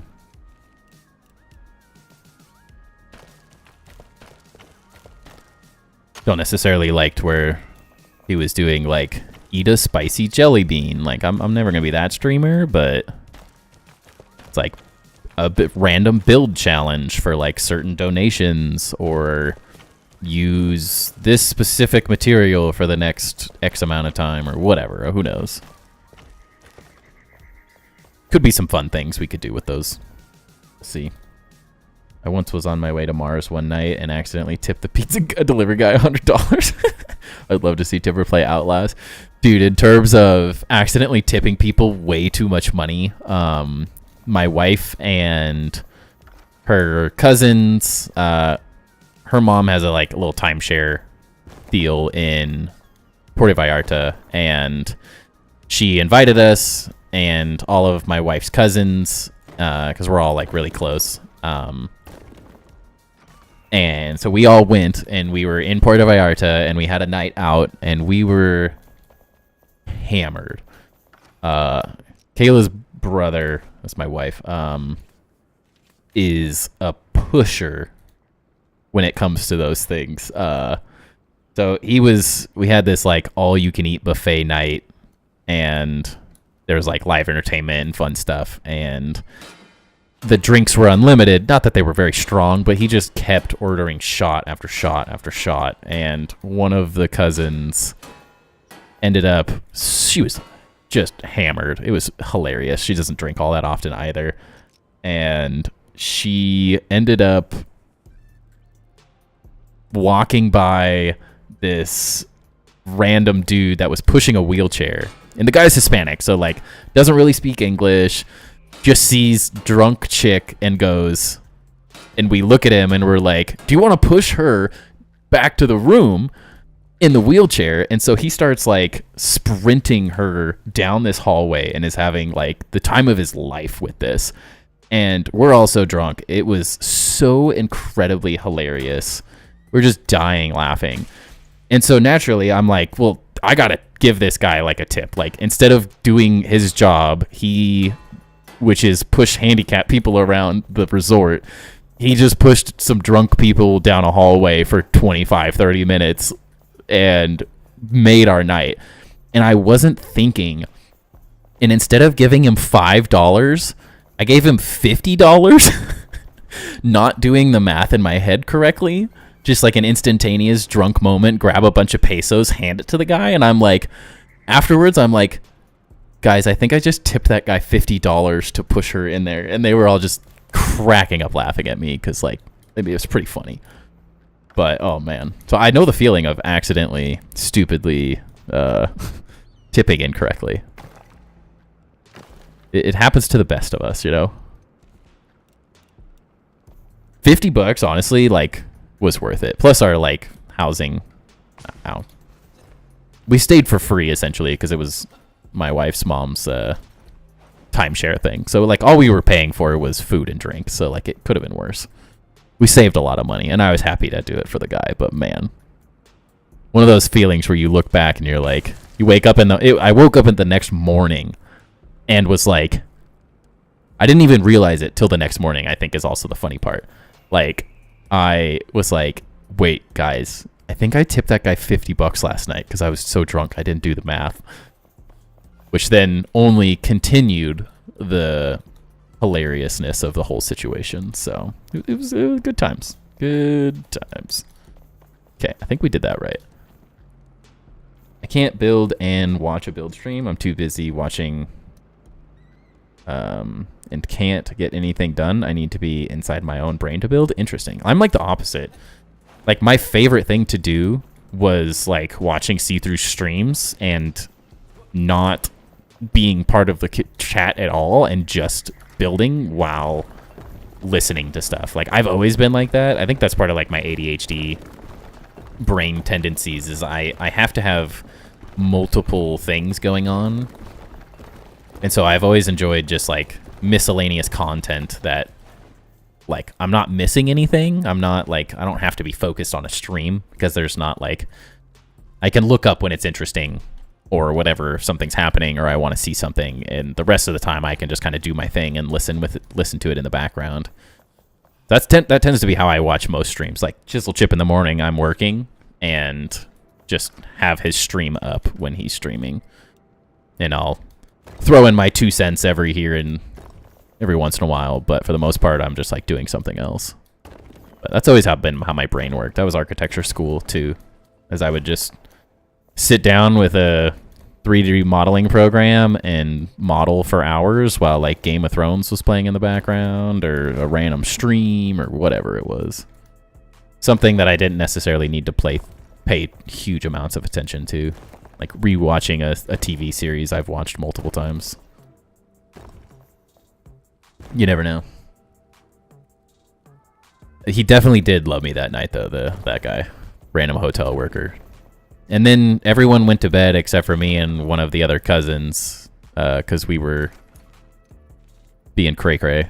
And so we ended up riding they have like this like train of golf carts, essentially, is the best. It's like golf carts, but connected in a big train to move a lot of people around the resort, because there's multiple like resort buildings you could stay in the big area.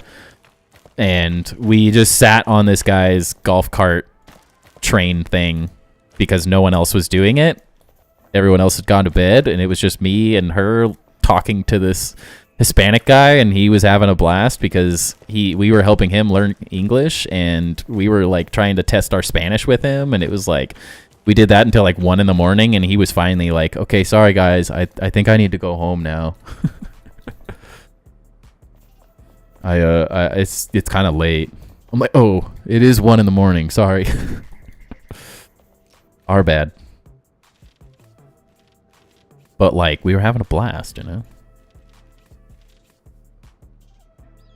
Got to go by. Have a wonderful rest of the stream. Thank you again, Knife. Seriously, can't say it enough how much I appreciate all the support for the stream. You are an incredible human being. But have a great rest of your night.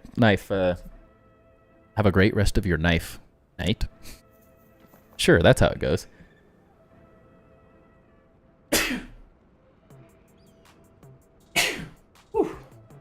Okay.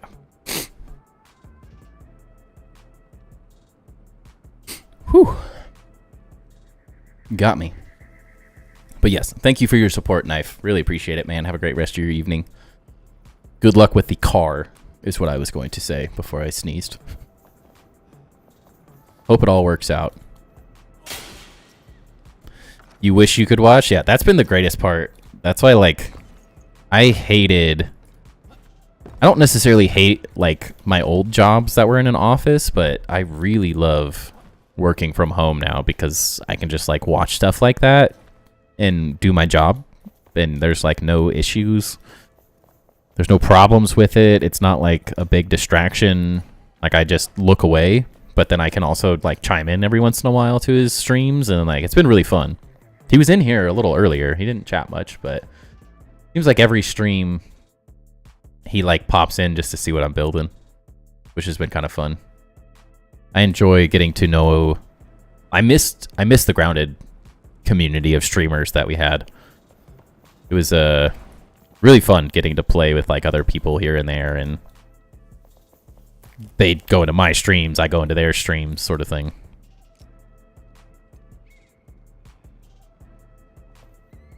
Definitely. Wait, what? Oh, it changed because I moved.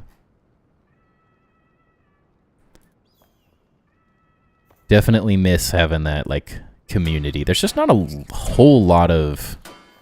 There's a decent amount of, like, random people playing this game that happen to be streamers and content creators, but there's not, like, a big community for it yet, necessarily, so... It's fun getting to, like, know the few people that are making good, fun content. Getting to chat and hang out here and there. And thank you for the bless you, Lude. Is that flat? 2. I'm gonna run out of windows again.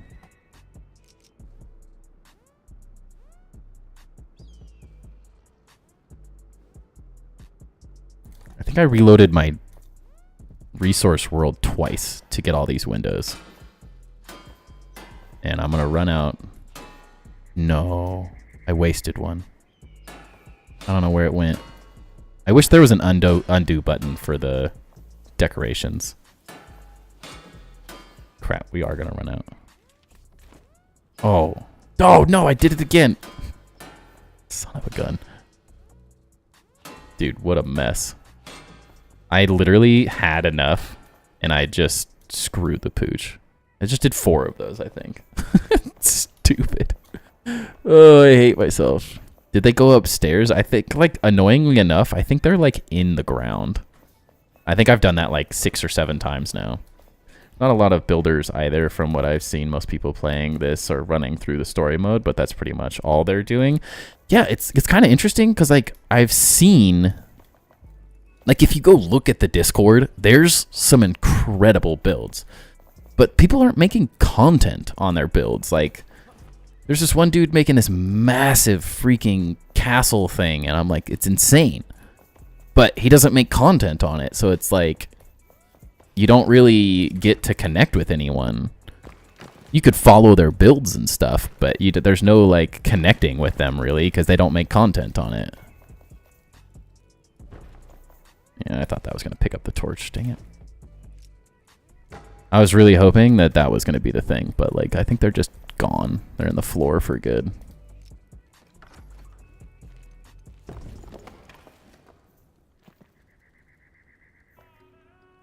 Like they should be right.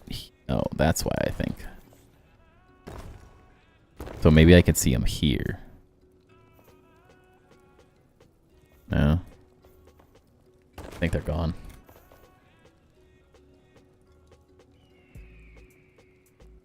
Like why? Wait. That's gonna pick up what's down underneath. That's I'm not gonna start messing with that.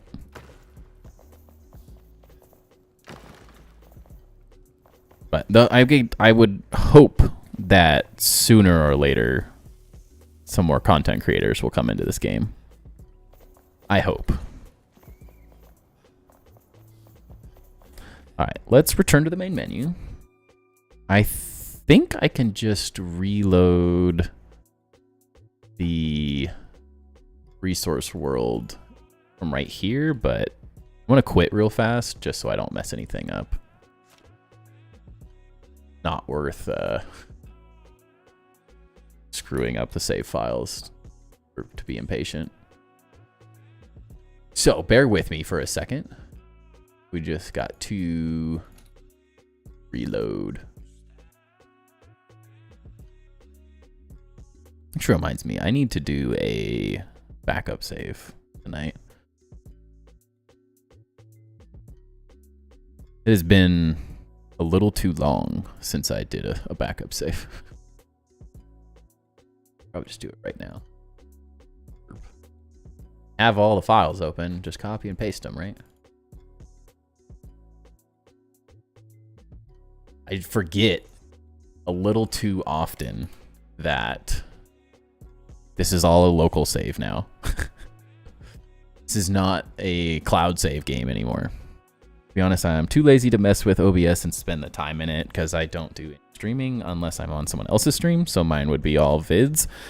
I mean, the nice thing is OBS does both. Streaming in itself is extremely simple. Like, just going live.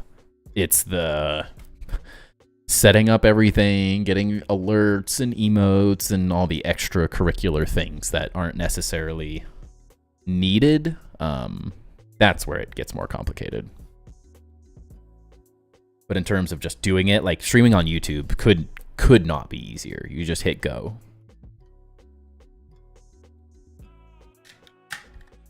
And copy and paste the little link it gives you.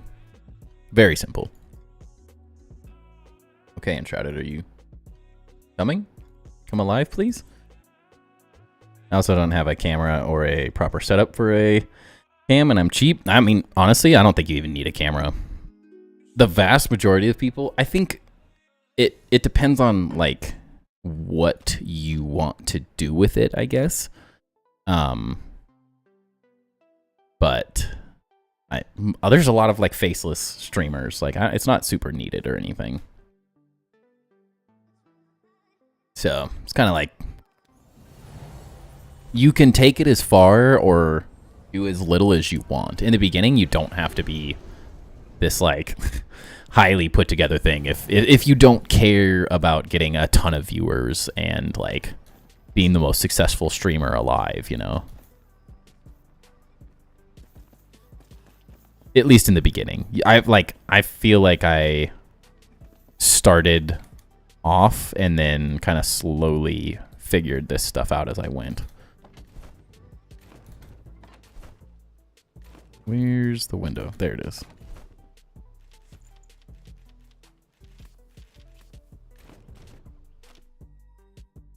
But like my camera is, I actually got it for free.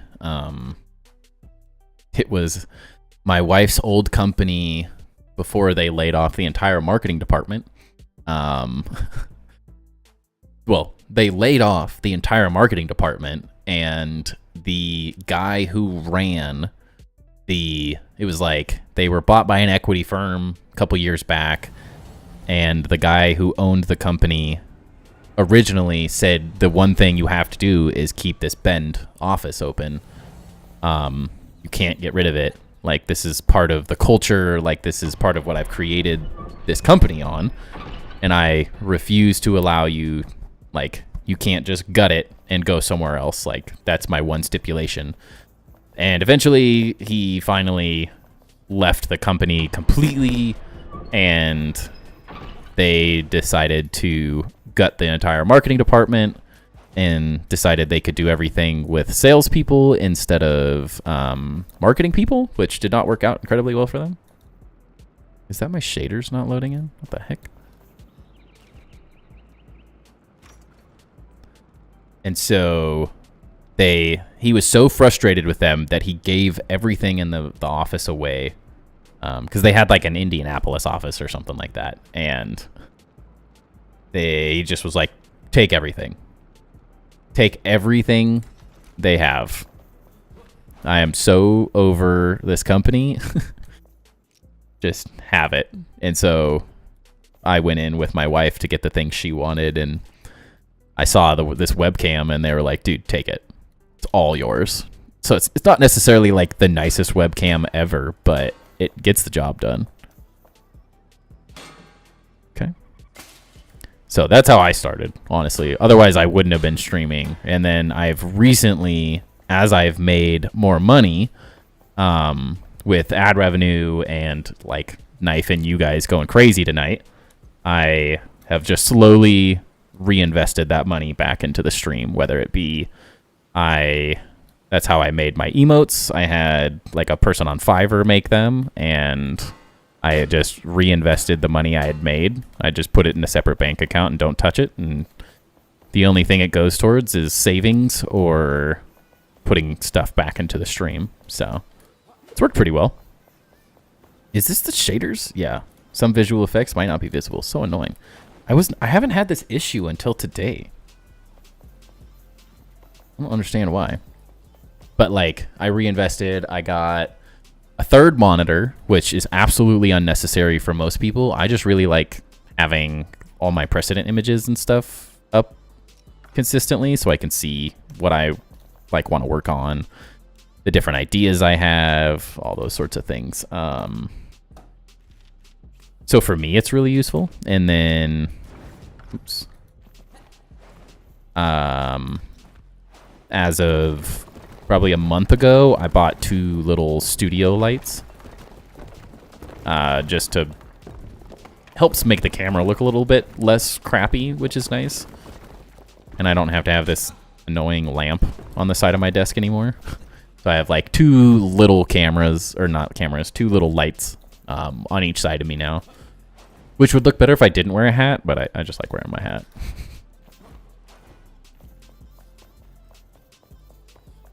And those have just been little things here and there. I already had the computer monitor stands. I bought this mic stand off of Amazon for like $14. The mic is a little expensive, but for the beginning of I also used money I made on the stream to invest in that as well. Because originally I was just using, if you look at some of my early stuff, I was streaming with just a headset that had a built-in mic. So you could definitely start cheap. And my first, I bought this computer after making videos for a while as well. The first computer I had that I started this whole thing on was garbage. It was so old. It was like 10 or 12 years old probably. So you definitely don't. And with that as the computer that I made my lint guide tutorial, which to this day, my very first video has like 70,000 views. So you definitely, and I was breathing into the mic like a psychopath. It's horrible. Like the whole thing is me just going, like it sounds so bad. And it still did incredibly well because it was about the content that it offered, not about the video itself. I've still struggled to recreate that good of a video. Somehow the horrible one just worked out. So you can start rough. It doesn't have to be perfect by any means. I think it's more about just doing it is the important part. Okay, can I have my shaders back so I can see what this stuff actually looks like? I would need to get a second monitor. My PC is set up on a 55-inch flat screen TV, so I can only see my game. Otherwise, I have to bounce back and forth. Yeah. Luckily, I've always had 2 monitors. So that one, for me, was very easy. I cannot play. I can't do anything without 2 monitors. I can't work. I can't... Nothing. Drives me insane. Actually, this is I should start doing this more often. It makes it a lot easier to clean some of these stupid things up. You have a better mic now, so we can get higher quality breathing videos? Yeah. I can't tell you how much time I spent figuring out how to, like... I learned... That was, like, the first thing. I got a new mic, and I learned how to make noise gates and all these different settings, so I never had, like, really bad breathing videos again. Because watching that lint guide, I'm like, this is horrible. I hated it. I hate listening to that video to this day because it is so bad.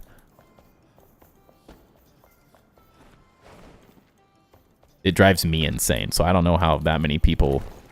I had someone today comment on how helpful the video was, and I'm like, ugh, I hate that video. I have my desktop going. It has 4 monitors. I was working from home, so I needed the extra monitor, but I have to have at least 3. Dang. Yeah, I'm good with 2, luckily. Typically. Now, for streaming, I am using 3, though. It is very nice to have the extra one. But that's more of a, like... I have 1 monitor vertical on the side that has my chat. It has my little screen showing me what things look like. And has like my Twitch notifications and stuff. And then I was like, well, how am I supposed to see my little precedent images and all the things like that I like having up on stream all the time? Like, you guys never see them, but I like having images for like what I'm going to build for the night and stuff on my extra monitor so I can like glance up and be like, that's the detail I was thinking of. Or I'll build things out for... It's very helpful for doing like the pagoda base build guide video, like having some reference images to make sure I'm building things as good as I can. It makes it a lot easier. All right, this ceiling's looking sick though.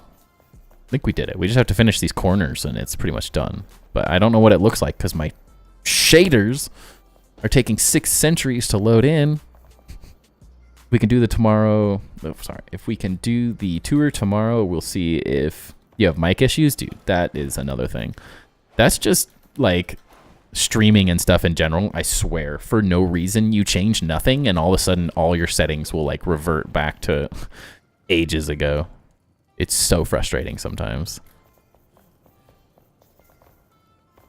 Like, I use Discord every day, and for some reason, one day it just decides that it wants to switch every mic setting I had. It's so funny how this looks so different.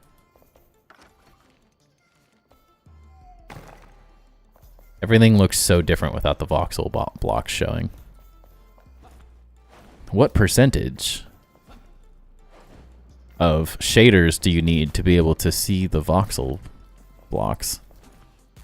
That's the true question. So I still have to get the weapon mounts all up, which I went and collected all of the weapons and shields and stuff, so we can start displaying those soon. Got to finish these metal details. I have to do these still. A little bit of detailing here and there, but we're getting close to done. Very, very close to done with this this armory build, which is freaking awesome. It's turned out really good, but I really want to get started on this castle. I want to get the NPCs some actual living quarters, so I don't feel like a prison architect. Right now, I feel like a prison architect. I'm just designing these people's torture chamber. Is all I've done. They just look so sad and pathetic in here.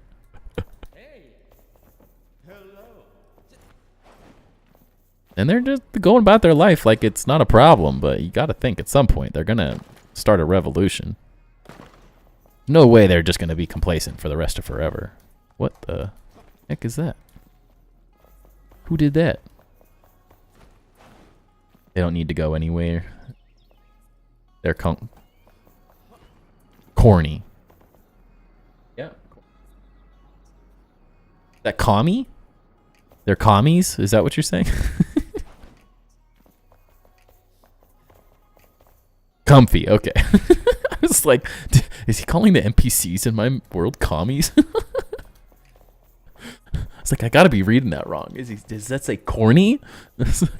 My eyesight's pretty crap these days. No, I'm just losing it. Damn commies. Ain't that the truth?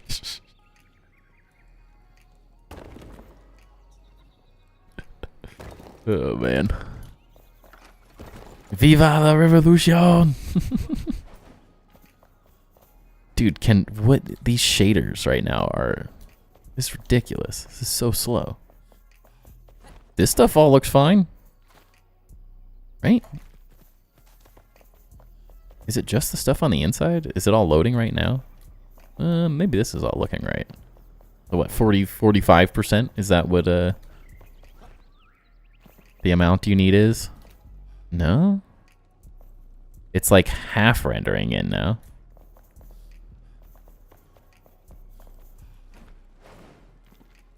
Weird. You're excited for tomorrow? Yeah. Feels good. I've just been crazy busy, but we've like, I wouldn't say hacked the code of my son sleeping, but we have at least gotten to a point where it seems like we're figuring out a solution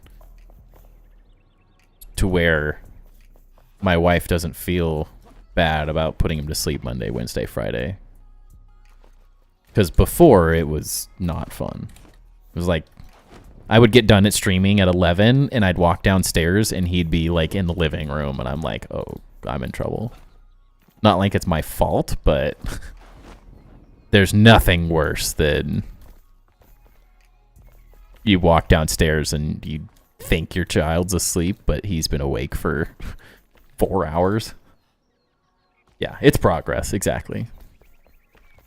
And I've really enjoyed having a bit of grounded content here and there on the channel for the people that still enjoy it, so I definitely don't want to just abandon it necessarily. Not that I have I think the last video I have in me on Grounded is the Pagoda Base build part 2. That's about. I don't have any other ideas other than a few streams here and there at this point. Past that, it's like, well, I think I've exhausted everything I can think of in that game. It was like every person who makes grounded content today, who's pretty much every grounded content creator of some kind, came back and made a video on the February chocolate smoochies and arrows being added to the game. I'm like, we're getting desperate. Can't tell if all these things are loading in correctly or not yet. I feel like that voxel stuff looks right. I'm like, what the heck? Why are these ones not loading in? Is it just because I built most of this tonight? I'm confused. Like, some of this looks like it's fully detailed. I can't tell. Hurting my brain. Probably got one more tour after this one if you want to do it, but other than that, I'm about out myself. Yeah, I mean, if you have tours you want to do, I'm in. I will 100% do them. I have no reason not to. If you want to give me the ability to do free content, essentially, like, how could I say no? Though the ceiling looked way cooler when all these shaders were rendering in properly. It literally just looks like that stuff isn't loading in right, though. But, like, okay, is that not the weirdest thing? That one, that's loading in almost correctly. That's so weird. Yeah, like half of them are starting to load the voxel blocks incorrectly. That's weird. This is so random. It helps you out on game? It does. It very much does. They're like not super difficult videos to make at the end of the day, which is really nice. The editing's pretty quick and easy. It's good practice, and it gives the people more grounded content. Since there are so few people, I want to give as much as I can, but I definitely can't be like, I don't mentally know what other videos to make. I think we've all exhausted all the grounded as much as we can.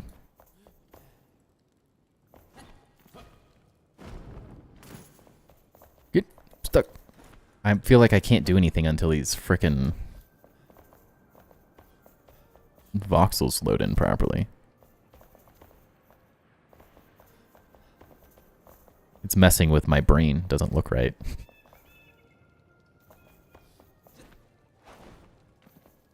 Like, I can't tell. Like, is that how that always looks? And what the heck is happening there? Did I build that wrong?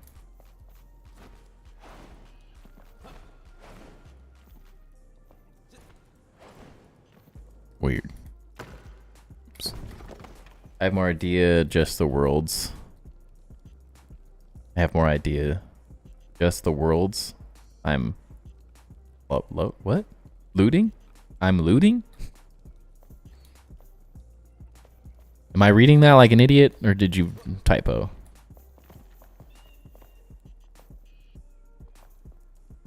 What are these blocks? It's so weird. Imploding, yeah. That's also my thing, honestly. Oh, pour to a flame. Let's try it. Can't type, dude. My life is... I'm horrific at typing. Horrific. I type so poorly every day. At least we're at 60% now. It's getting there. Nope. I wonder if we, like, teleport to, like, one of these or something. Like, get out of this block completely. That might help.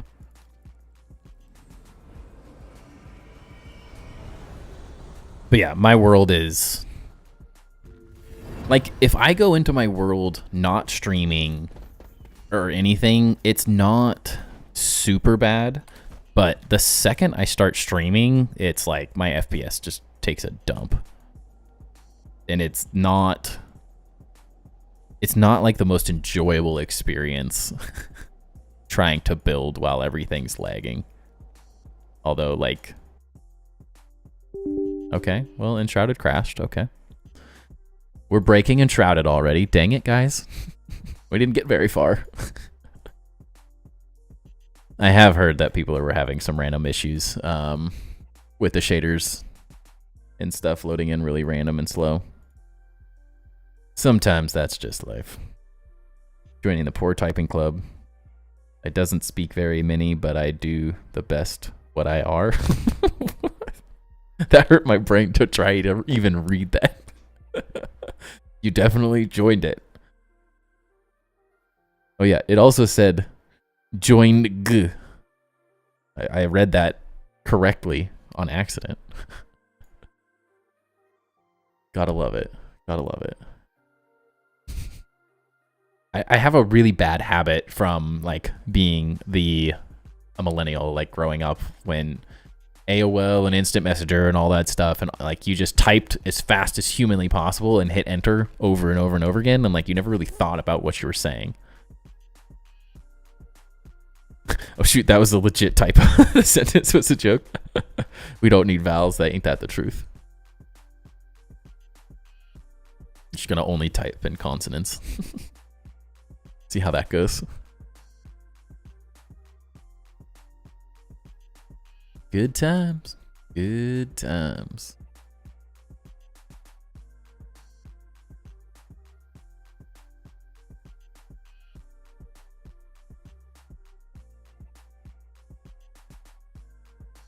Like random pings today on the Grounded Discord.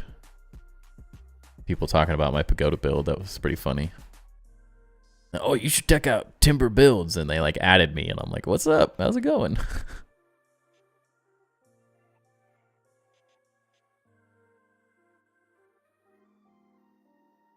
AOL, yes.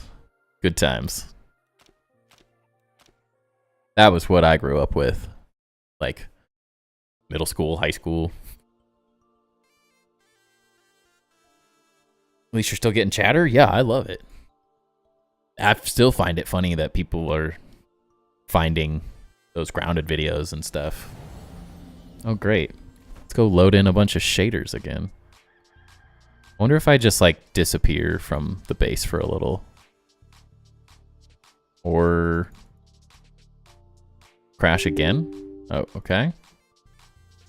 What is happening? It just keeps crashing. I didn't even get to do anything. Please, Enshrouded. I just want to build. I miss the good days being able to play Age of Empires over MSN. Man, those 50k modems pulled their weight. Seriously, dude.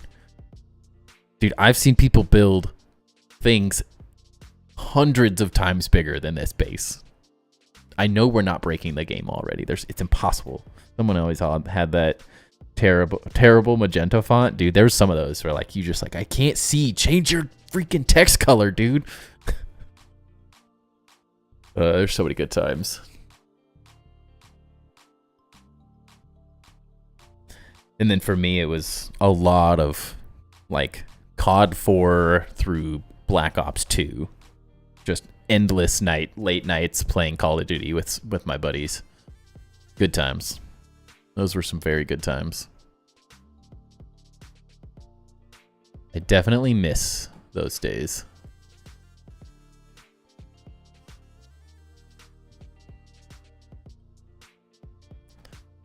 I have a buddy that has conflicts with overlays. I think he uses stream elements. Took him ages to sort out Enshrouded crashing. Interesting.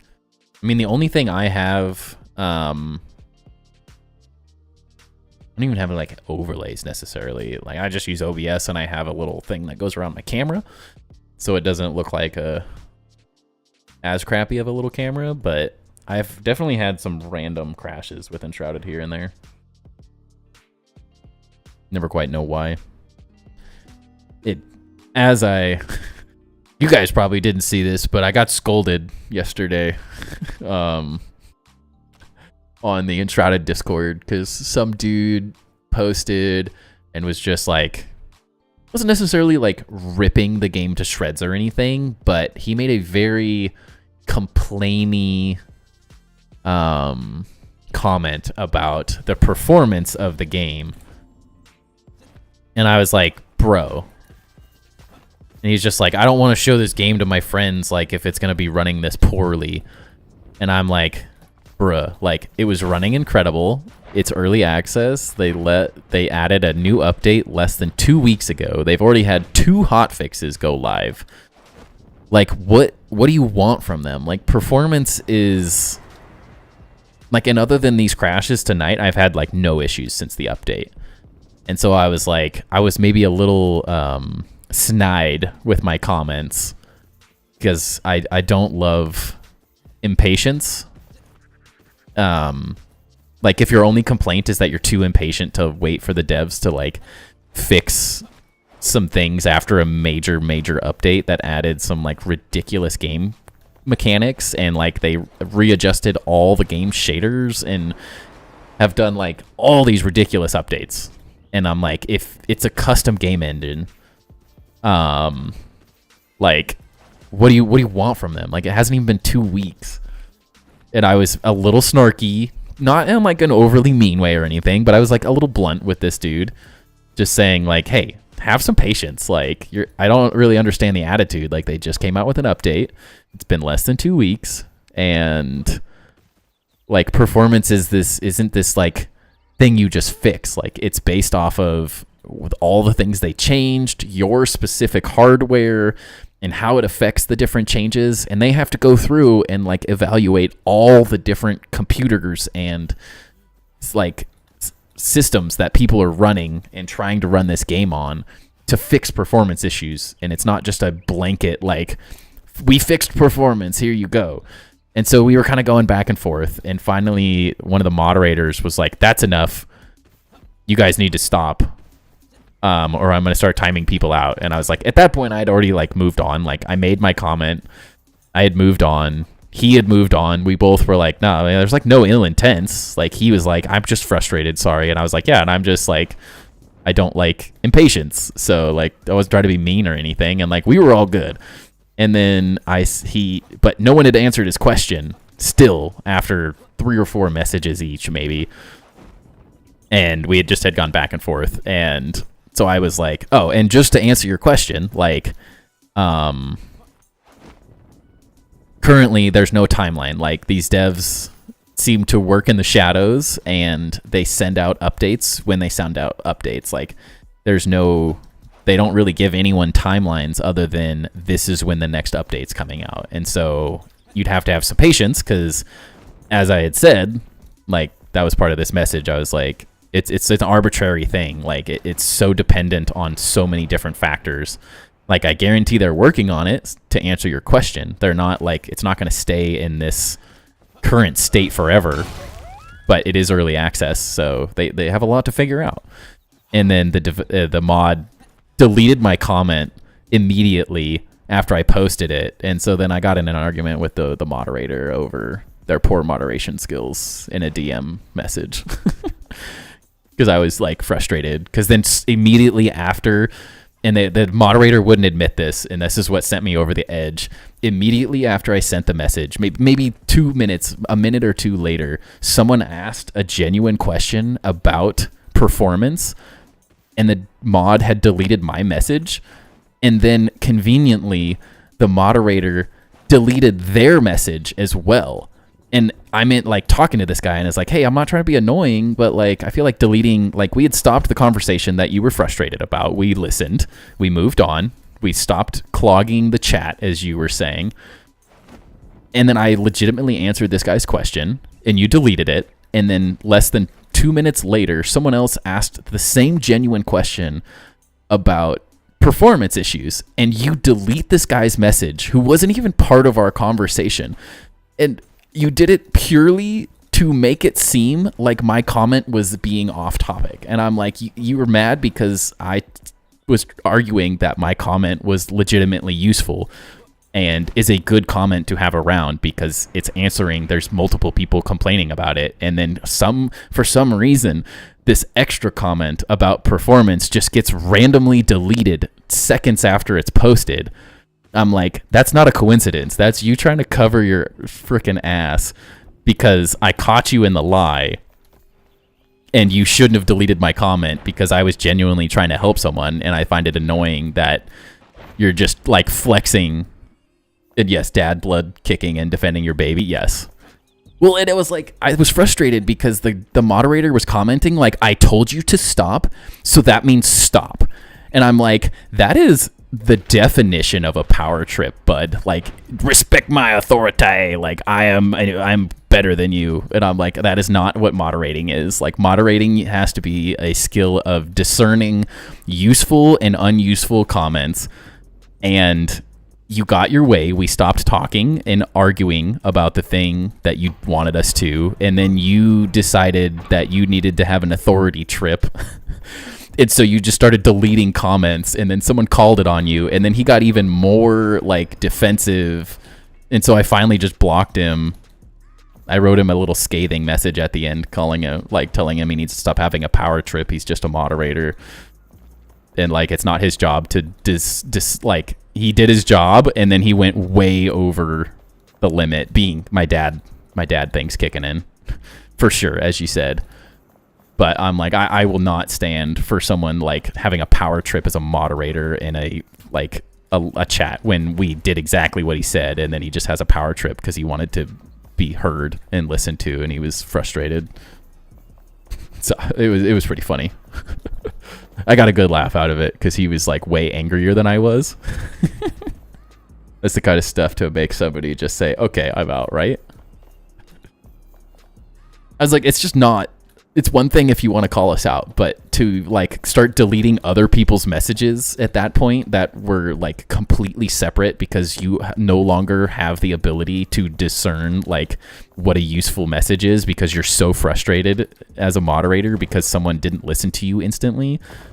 Like that is the definition of like middle manager at Wendy's getting frustrated because the staff doesn't want to listen to them. like that's childish, bud. So I got scolded on the Enshrouded one, even though everyone I think was on my side. Even the guy that I originally called out was like, "Yo, I'm just a little frustrated. I understand. Like, I'm sorry." I'm like, "Yeah, I mean, I wasn't trying to be a dick, but I also like refuse to let someone just bash a game because they're impatient. So I wasn't trying to be mean, but also have a little patience." And we worked it out, and the moderator decided that he had to work it out, apparently. I'm like, I feel like you should be a better biased, unbiased. If you're going to be a moderator, you should probably be a little less easily frustrated by like people having totally normal conversations. I found it I had quite a fun time with myself. Hey, good news is I don't know why, but everything's loaded incorrectly now. So there's that. We're still only at 38% of the shaders, but my wife was laughing because she was like, "You are always too fiery like that. You need to stop." I'm like, I just don't like people. I don't like people abusing power, because you're a moderator. You're not God. Like, you're a moderator on a video game Discord. Like, having a power trip is ridiculous to me in that concept. Like, I can't even fathom getting that worked up about two people having a slight disagreement. And honestly, I feel like we both handled it like adults. Like, he made one comment that was like, "Oh, I think I touched a nerve." And I'm like, "No, I don't think you could ever touch my nerves, bud. Like, I just don't like people being impatient." It's like I don't enjoy someone bashing a game because they're being impatient. Like, it's a me thing.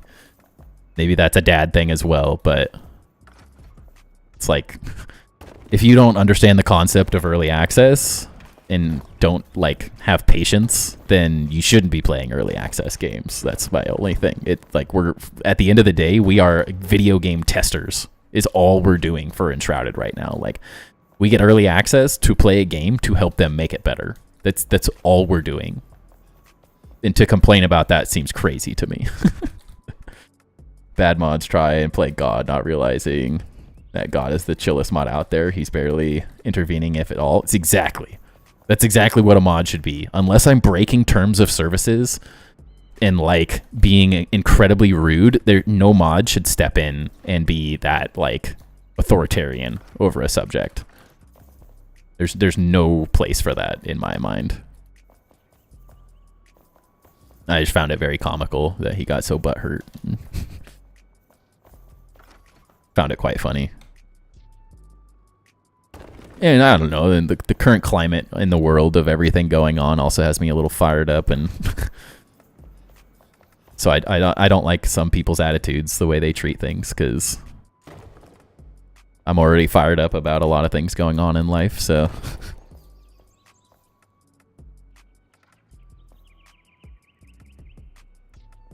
And I've never had a problem, like, if I think someone's being disrespectful or inconsiderate of others, I've never had a problem being the one to be like, just destroy them.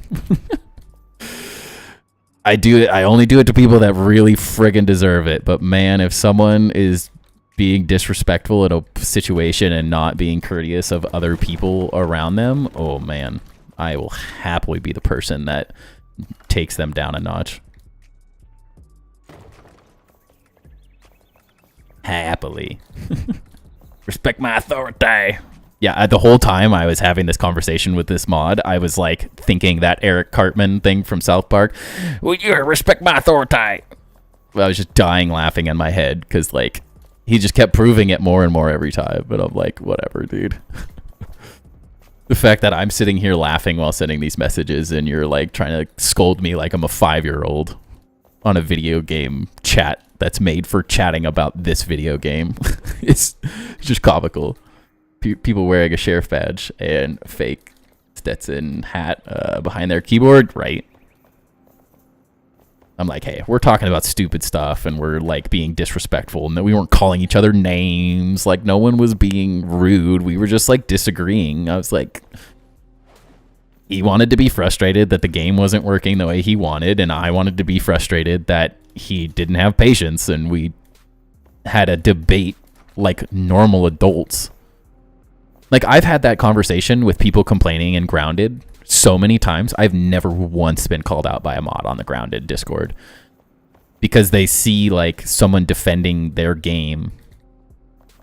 Like it's a positive. Like that's what the Discord is for, like having conversations and debates about the games and those things. I don't know. I'm easily fired up right now as well.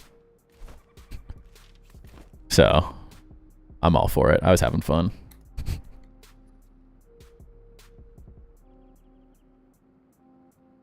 I don't have a problem being the guy that defends a game.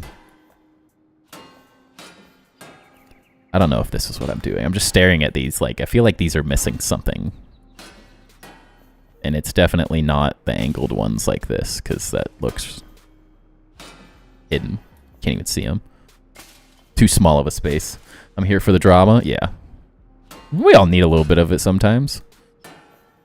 Maybe that's also the struggle of working from home and then playing games and chatting to people all night. Like I don't get out quite enough these days.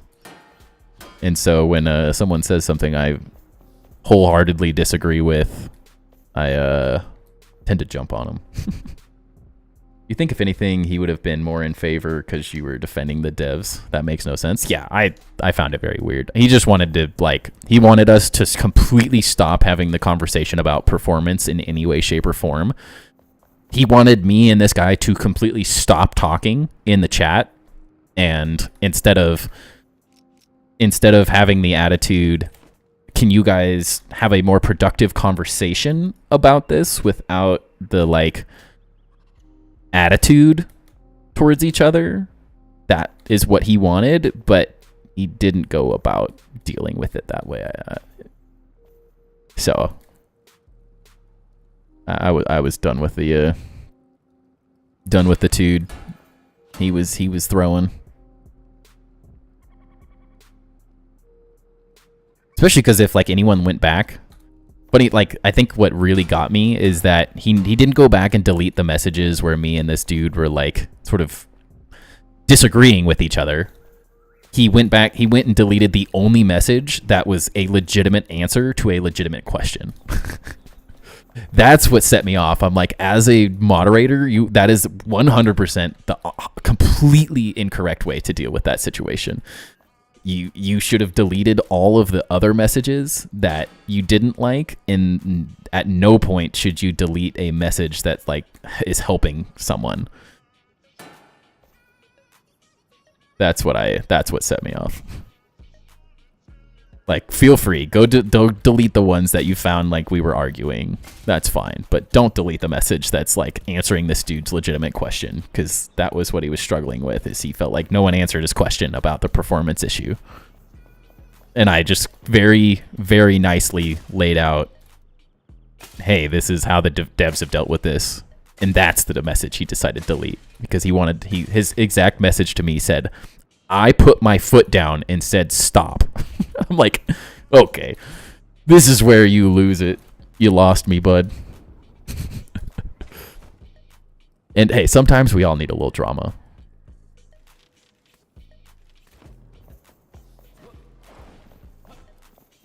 Every once in a while, I love getting onto a YouTube video where someone is just being absolutely stupid, spewing hate on the internet about certain things, and I just, at that point, like, lose respect for people. And I'll knock them down a peg. Because unlike many people in this day and age, I have no problem doing the research to actually learn things before I just talk about it out of my butt.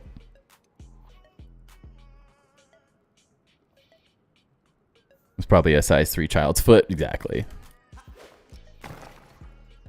Oops. Like, what just happened?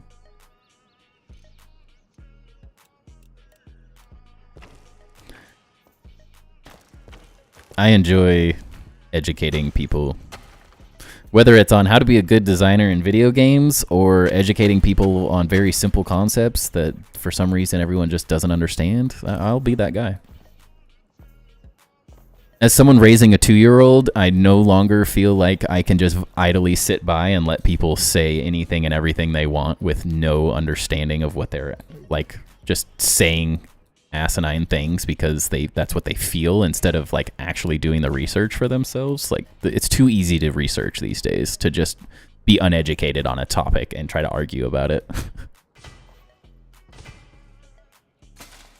I definitely don't like to get into politics and stuff, but I do not like people who just say anything and everything with no research.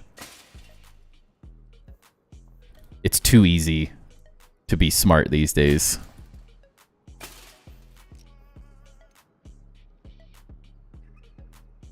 I think I figured out what I want to do here. Really, what that whole conversation was a way for me to BS my way through figuring out what the heck I was going to do in this with these little areas. It's all a shell game to distract you.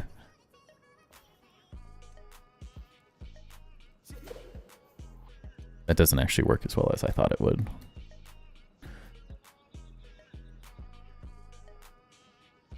Can I... It's like the worst. Consider me distracted. Good, good, good. It's working. It's working. They fell for it, but they fell for the scam. Let's go. Did these fit? But I have no problem spilling the beans about the drama that I was involved in. That doesn't really look any different. Crap. I guess we can't really change any of this, can we? Maybe 1 or 2. Maybe we can. Could make this fit just a little better. I just found it comical that I got scolded on a Discord server for having a slight disagreement. And it's not like my wife wants to talk about the random thing I talked about on Discord. She could care less, so. You guys are all I got to talk about the drama that I thought was so funny. Yeah, that's the last we can do.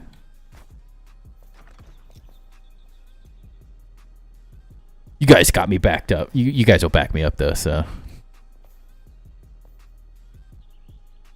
This still actually runs into the issue that it's like 1 off. Can we make it 1 bigger this way, maybe?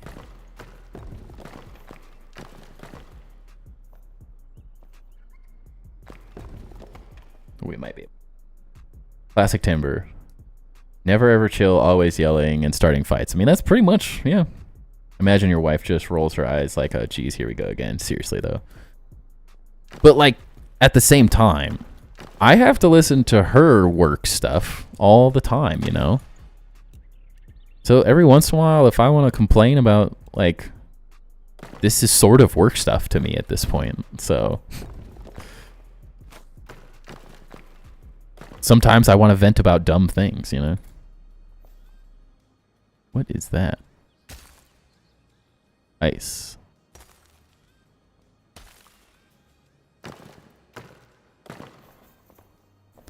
Okay. Did I actually make that 1 bigger? Do this too?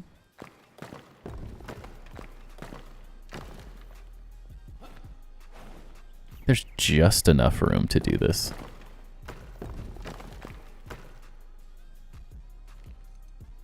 I mean, I tend to be just a very disagreeable person, you know. I like yelling and arguing. No, I don't tend to like yell and argue very often, but I have no problem voicing an opinion when I feel like someone's being disrespectful is mainly the point of the conversation.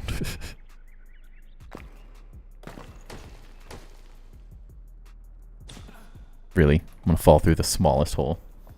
I'll need to vent about dumb things from time to time. Yeah. My wife just isn't super interested in the dumb things that I have to vent about because it's either politics or random things like that on streaming and Discords or talking about videos. She's like, I don't know any of this. I love you, honey, but just because you talk about this doesn't mean I'll ever understand it. Fair enough, you're not wrong.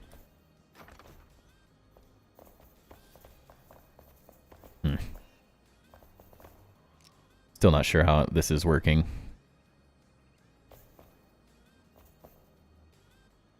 Could do like... No, I can't go this way anymore, can we? Yeah, that's to the outside. And rightfully so. I mean, at the end of the day, everything I was talking about is like, in the grand scheme of things, means literally nothing, but...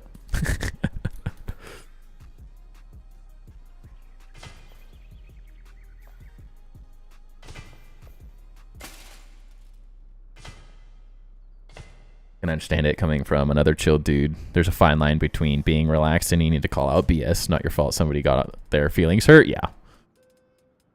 I'm a very chill, relaxed person, and I don't think most people would find me like argumentative, but I also don't like idly sitting by and just watching stupid sometimes. I feel like we just continually... I'm just making this harder and harder. This is not working. I stay off political topics when I'm in video game chats. There are a time and place, and I'm not in game chats to talk politics. That has its own venue. Yeah, exactly. I'm the same. I will definitely never talk like political views or anything in my chats. That's for sure. Too many people disagreeing about everything known, every topic there is to talk about right now when it comes to politics, so it's not even worth having the conversation. And as I've learned through some of my wife's family, you will never convince them, either side, to change. So it's just a waste of time.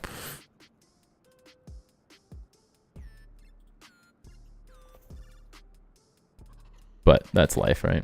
Feel for the third person getting the message deleted, though. They'll be so confused. Yeah, that's what set me off.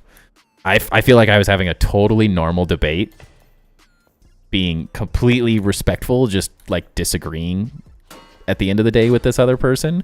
That is what pissed me off. I was like, that is ridiculous.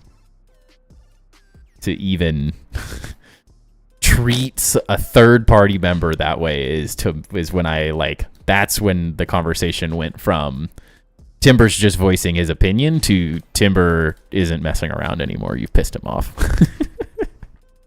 My wife's a nurse and she comes home and tells all these nasty stories all the time. I'm like, seriously, I don't want to hear this stuff. That's how I would be. I'm very glad my wife is not a nurse because I'm the kind of guy, I like sliced my finger open at one point. Like so we got some knives for a wedding gift.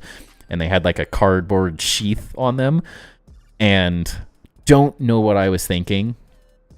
I'm usually like very safe with knives and stuff, but I had my pinky finger on the outside of the cardboard edge for just barely.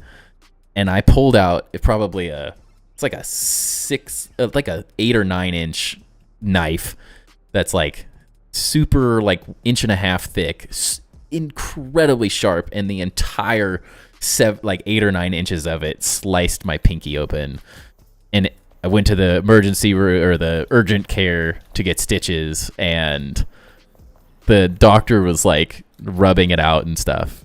Sorry if I'm getting too in detail, but they were just like cleaning it and bandaging me up for the stitches. And he looked at me and he's like, "Are you okay?" And I'm like, "I mean, I don't love this stuff, but yeah, I'm fine." And he's like, "You're like really pale." I'm like, "Well, yeah, I don't, as I said, I don't love this stuff. It's not my favorite thing to be doing right now. If I could be anywhere else, I would be." It's like, I also worked in a warehouse that was for medical device sales. So we sold all like knee implants, hip implants, shoulder. I ran the trauma department. And so all of the like plates and screws and stuff you'd need if you broke a bone of any kind, really. And they tried so hard to get me to be a salesperson because none of the sales guys knew the product as well as I did, because I dealt with it behind the scenes. I knew the sets back and like the back of my hand. Like, I was an expert on this stuff. And I was like, guys, as much as I would love to make twice as much money, maybe 3 times as much money doing this, I'm pretty sure you will not get many sales if I throw up in the ER or in the clean, sterile environment. I don't think the doctors are gonna, like, the surgeons that you guys invest all this time into are gonna like that. I think they'll be quite frustrated. So it's probably gonna be a no for me. Like, just watching some of the videos and stuff that you have to be trained on, I was like, it's not for me, guys. Like, sorry, it's not happening. I'd love to make a lot more money, but no thanks. Some things aren't worth it. Yeah, Welp, I didn't need that finger. That's exactly what it felt like. Luckily, it wasn't like super deep or anything. It was like 4 or 5 stitches maybe. But it wasn't great. The knee replacement videos are crazy. Yeah, that's exactly what I'm talking about. Give it that type of stuff, but she's talking about, I had to wipe this person's butt. Dude, the knee surgeries are, some of those surgeries, ugh. And like, you see these medical trays and stuff, and like one of the tools in it is this like massive metal hammer. And you're like, at what point of the surgery do they need a 10-pound solid stainless steel hammer? Like, what do you mean? Like, this is where you lost me, guys. I can't do it. I'm out. Call it. Cut the tape. I don't want it. I don't know how I feel about that yet. It's like kind of interesting, but it's kind of just totally changes the look of everything. Could just fill it in. That's boring though. We'll figure it out. But yeah, I watched a couple of those videos and I was like, no, when they started hammering on the implant, you're like, I'm good. That's when you lost me. I'm out. No, thank you. Well, I will say, this looks sick. I know I'll need a knee replacement at some point and made the mistake of watching. I'm waiting as long as I can. Yeah. It's worth it though. That is the one thing. My dad is a perfect example. He tore his ACL, screwed his knee up. He was like at the point where it was miserable. Like, he skis every single day. Like, he gets over 100+ days of skiing every year now. And I was finally like, dude, like, I did this professionally. Like, it is not as bad as you think it is. Go get the freaking knee replacement. And he did it, and he was skiing within 6 months and was like, he's like, life has never been better. Like, he's so happy. And I'm like, I'm so annoyed that you were so freaking stubborn about this like subject for so long. I'm like, if you can listen to anyone, it's your son that sold this equipment professionally and like knows it back and forth. Like, come on. But it's worth it. It's 100% worth it. The struggle is when you're young, you'll have to get multiple done because they don't last forever is all. But realistically, it's not that. It's not fun, but like I had my ACL replaced. I tore it playing soccer in college, and I would rather have a knee replacement than a ligament repair any day of the week now. Ligaments are way worse. It's unique in its own way for the corner. It is. I think what's frustrating me is that I really want it to just go further over.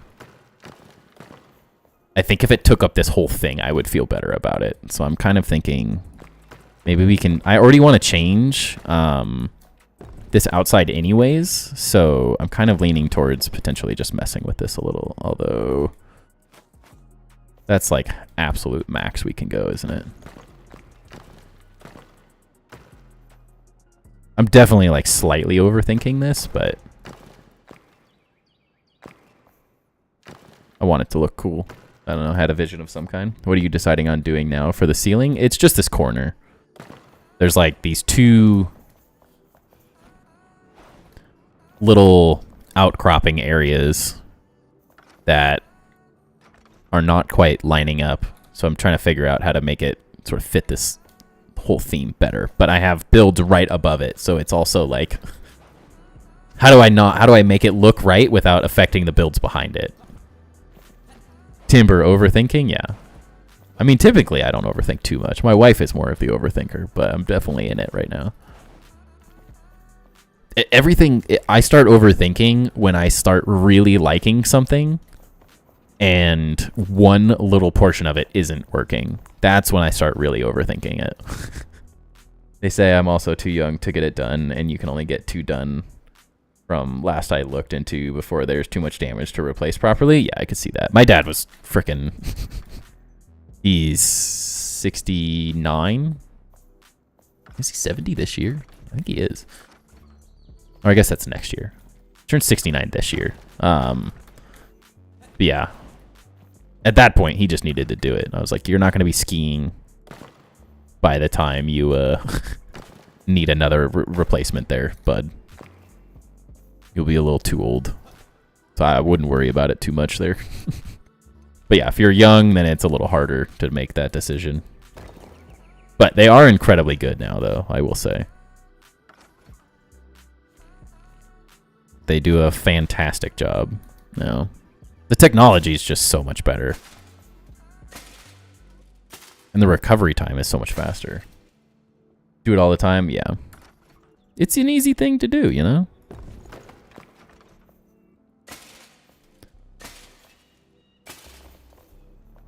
What I want is that it's just the statue being in the wrong spot. Let's go see what this looks like upstairs. Boom. Whoa. Yeah, see that? It was like in the wall. I saw someone randomly posting on the Discord. They like glided into something and they were just like stuck endlessly flying forever. And I was like, what is happening? I don't know, but it's kind of epic. Is it this side I'm messing with? Huh? I mean, realistically, I'm probably going to change a lot of this.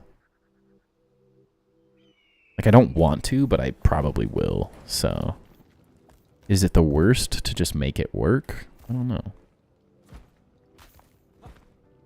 Let me up. I'm stuck. All right, let's just pick these up. And I'm going to make it work. And we'll place them back another time. Because I like them, but yeah, we're going to change so much out here. I don't think it's even worth trying to save some of it. It ain't worth it. I'd rather make this one part of the ceiling correct and then change the outside here that I know I'm already going to revisit at some point. That seems like the logical thing to do. Instead of trying to like fix something that probably is going to be easier in the long run to just not deal with. This room looks so epic already, I want to just finish it right.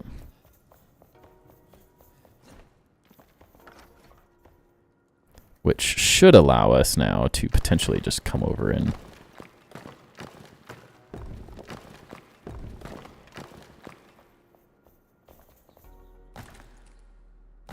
good old first person mode. Let's go.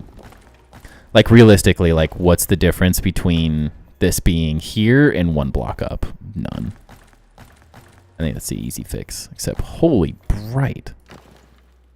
I can't see. My eyes. That's so bright. Holy cow. Okay. It's also making this all kind of like fit just a little better. Can someone turn off the lights, dude? Jeez.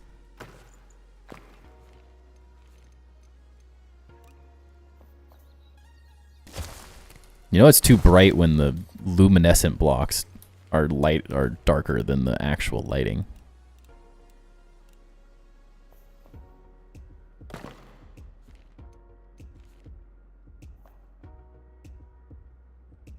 Okay. Is it that one? Yeah.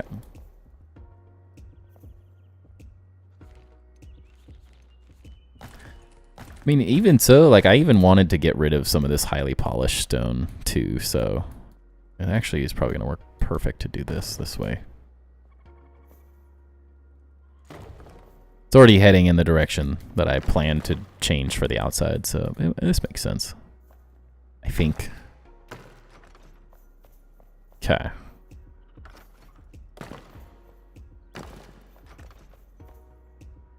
It's kind of interesting. I guess what we could think about is maybe lining it up with this.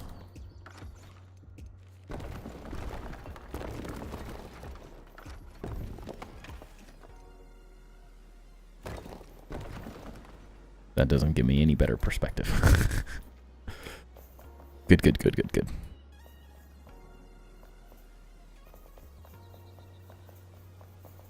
Yeah, maybe if it like lined up with this, that might be the way to go. Like gives it something to tie to at least.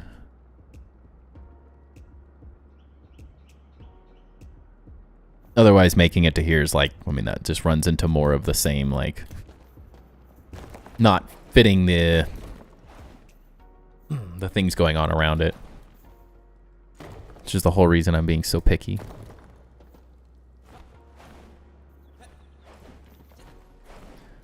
I'm not very good at moving in first person yet.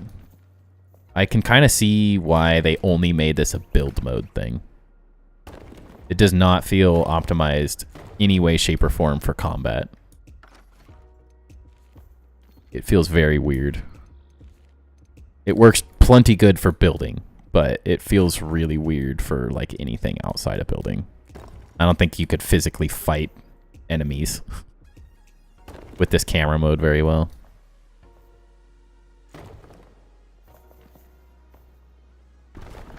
I guess that's the question, is what part of this lines up with this? I guess that's one in, and that's okay. Cool. We're going down.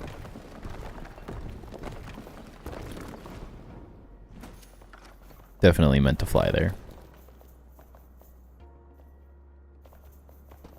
Feels clunky on that side.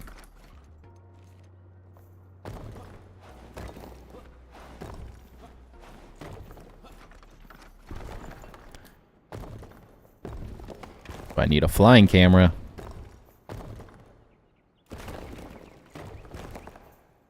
Sure, yeah. Make it way easier to see this stuff. I'm gonna turn off the need to press report a bug settings. Turn off the voxels real fast so I can see what the heck I'm doing. I think that will make this a little easier to digest.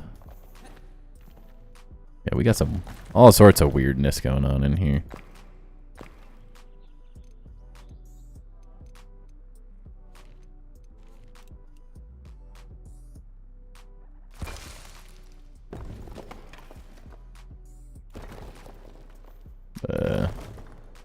Doing that makes me nervous. Never quite know what you're deleting.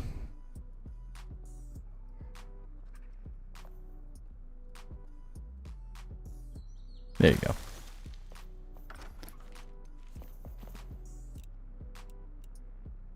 Something that might blend it is if on the edges of the rectangle vertically have the windows hung down, like half faced into the stone.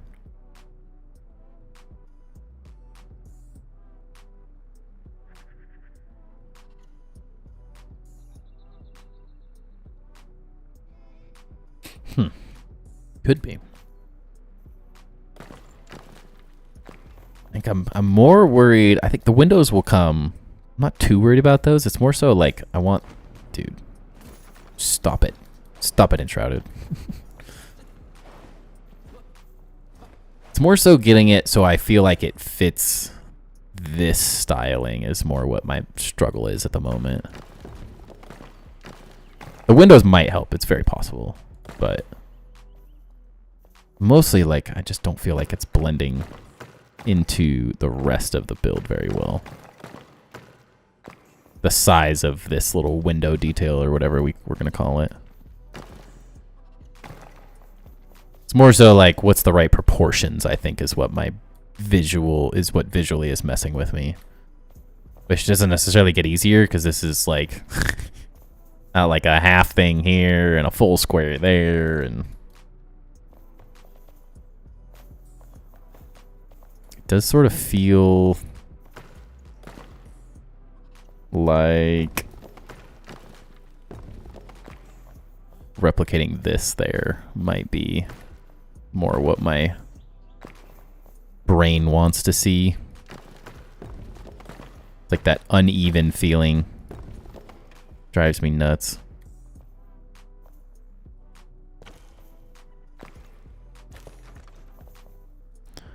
Whereas that proportionately is at least the same, where like there's just like one edge all the way around. It helps tie this kind of random block in a little bit better. Doesn't necessarily mean that the proportions are as perfect as I was thinking, but I think that maybe is getting us to sort of the right direction. It's a lot of steps with the voxel blocks, though. See what you mean? Yeah. You already try an L shape? I haven't done an L shape. I'm not sure. Debating if it's like better to just continue this pattern at this point, like do another square here and there, but then that gets into another issue of like how that's all gonna work. That might be the best route though. I could do a continue this around and then do that, like the same window pattern around the little edge, but I can't imagine that the squares are going to line up all that well either. See this?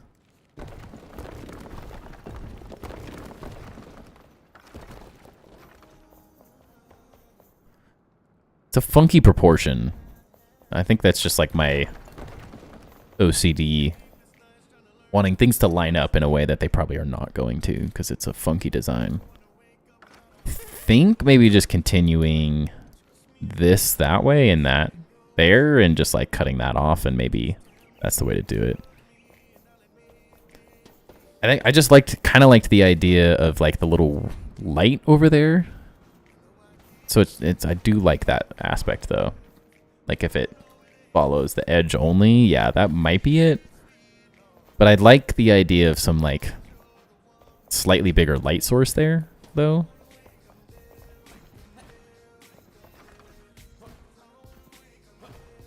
It's kind of a fun little detail, but you really can't see it from most of it. So like, is it that useful?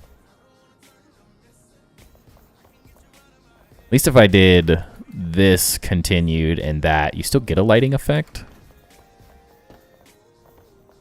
So it's not bad.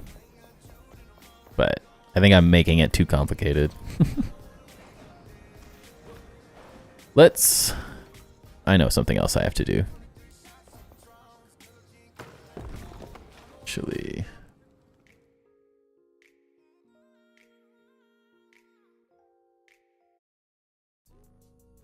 like one song on this list that gets copyright flagged for some reason. And I don't know why.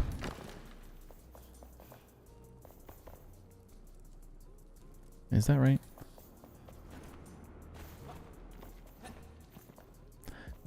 I have no problem taking some time and looking at that later. We'll see what happens. Oftentimes, if I get stuck on something for that long, it means I just need to step away from it. And do something more simple like this repetitive process.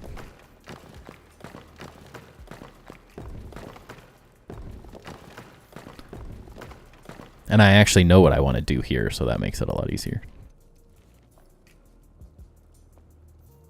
So I did a little bit of this stuff off stream while I was bored.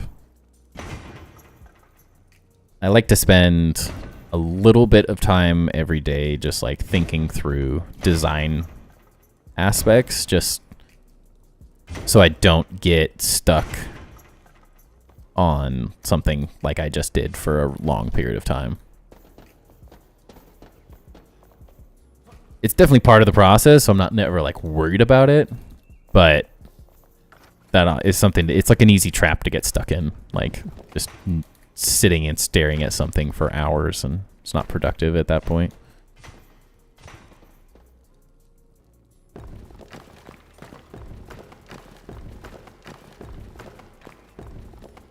Oops.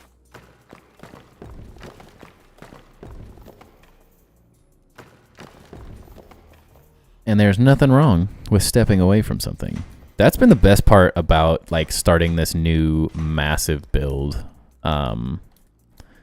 Is I always have something else I can go work on. There's so many things to build, so many ideas in my head at any given time. Whereas like if I'm stuck on the sandbox is a great example of like, if I got stuck on that now, it's like I'm doomed. It feels like I'm doomed sometimes because it's at a point where I no longer have a bunch of random things to build anymore. Because I've done so much in that world. I've done all the really cool builds and the big stuff, and there's less to do now. But it's a lot easier to get stuck in one specific thing.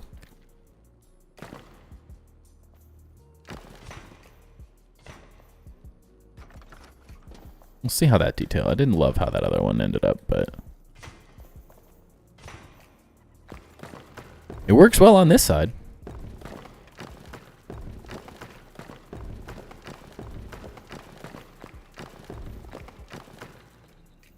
It's hard for some people, like, since I like mega building, it's pretty easy for me to just like take on these massive projects, and I have a reason to that's going to keep me going for a really long time because I'm like, well, I'm streaming this, so the longer it takes, the better it is at the end of the day. Endless content loop, you know? But when you're stuck on like, it's the hardest thing describing to people, like build a little bit bigger than you're planning, because then if you get burned out, like you can always just take a break and do something else. But if all you're doing is building like one little house, then it's like, if you get stuck, you're just stuck. Unless you go build some other random thing, like, it's hard to give a whole lot of help when there's not a whole lot of things to go work on outside of what the one little build or whatever you're doing.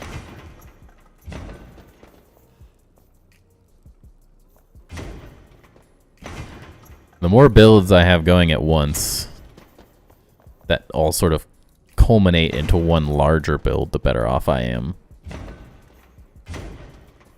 That's my anti-burnout method. Have so many things going that you can't get stuck on one thing. In theory.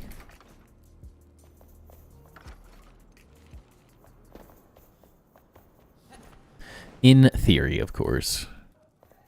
I don't know if I want to continue those. I think I like them like that. That's looking good. Man. It's not even 11 yet and I'm already yawning. I don't love that. So how do we want this to die into it? I have too much ADHD to only have one thing being built. Yeah, I literally have ADHD, so that's the way it's the only way to get past my ADHD is to build many things.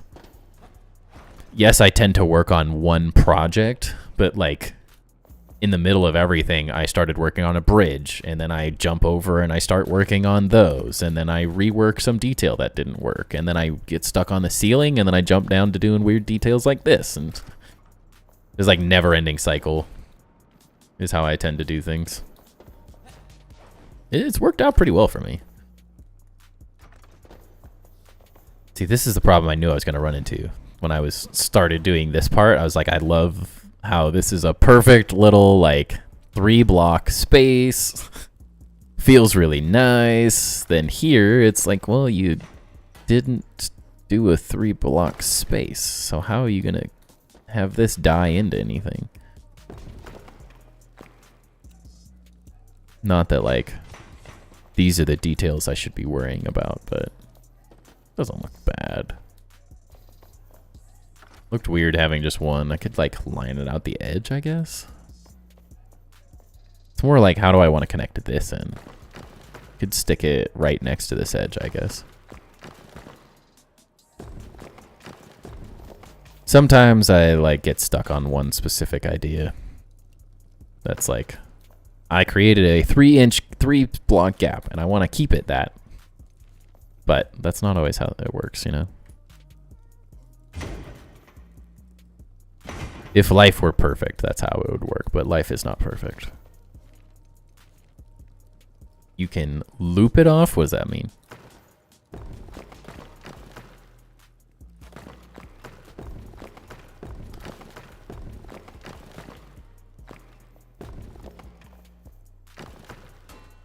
Yep, that was the wrong one.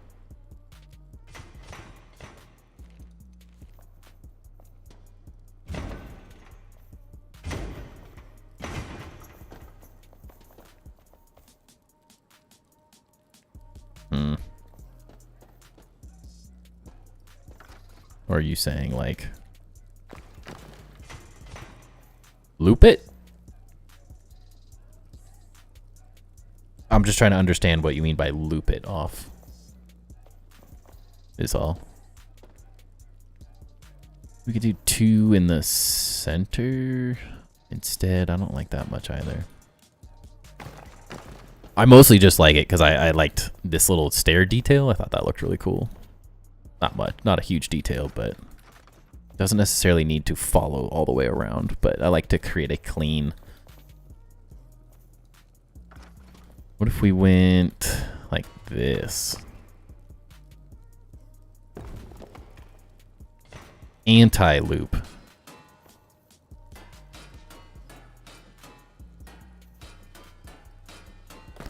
And I do realize that I built these out of the long ones and I could have removed them all at once, but no, that would have been too smart.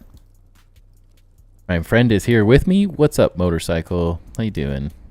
Motor unicycle. I say that every time, the first time I see you in chat again. I read it as motorcycle and then I'm like, yep, it's unicycle. I know, every time. Could loop off that way. That's not horrible, but then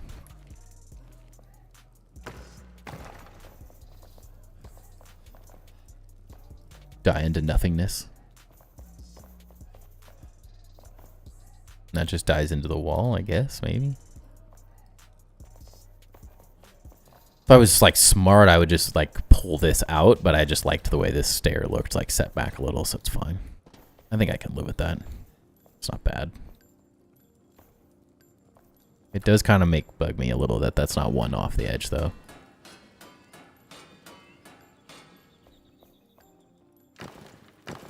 Hope you and your friend are doing good though, unicycle. Does look good? That's all that matters.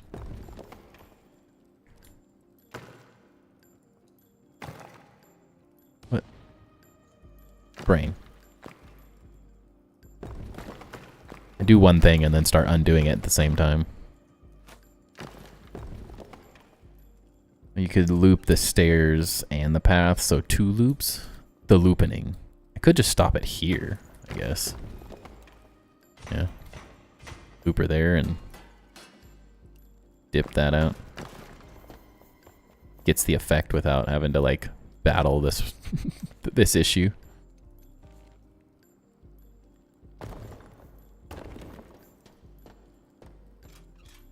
Oh, that's full. Never mind. Let's see. And then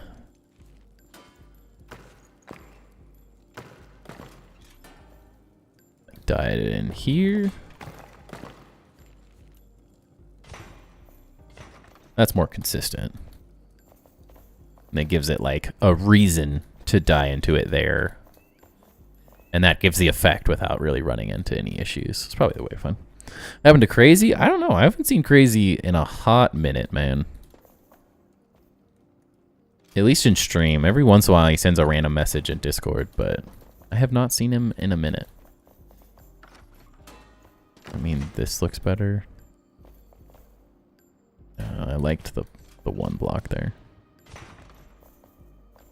This could just die.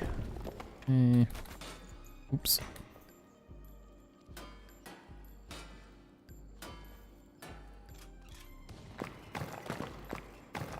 Hey.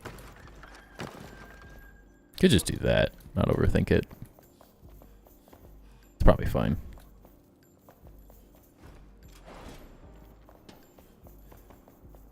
That probably works. Doesn't necessarily like lead to anything, but at the same time, like I think that's follows the patterning, avoids the issue.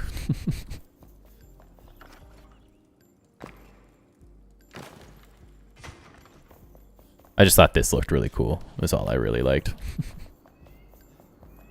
But that's what happens when you do funny design things. Sometimes you have to make an executive decision and change something. 'Tis the way.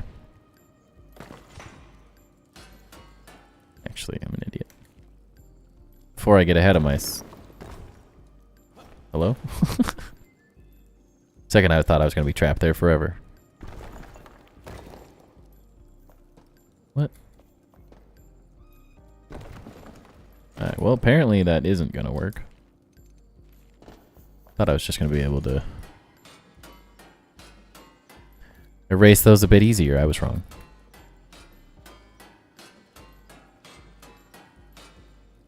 And Crazy has become egg roll? It's very possible. Very possible.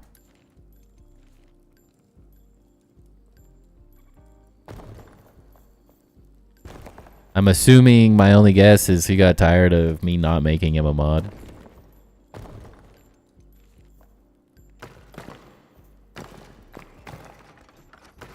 But at the end of the day, all he really did was come in and hang out for like... He'd say hi and then he'd leave and chime in randomly during chat. But he was never like here, like hanging out. So I never really knew if he just had it up in the background or if he just said hi and left. If he actually liked hanging out. Never quite knew. He was a mysterious fella. Yeah, those details all work. I'm good with all this. Question is there more places I want to use that metal? Because it's a really nice little detail with this polished granite flooring. I really like it. Be like fun to do in some of these areas.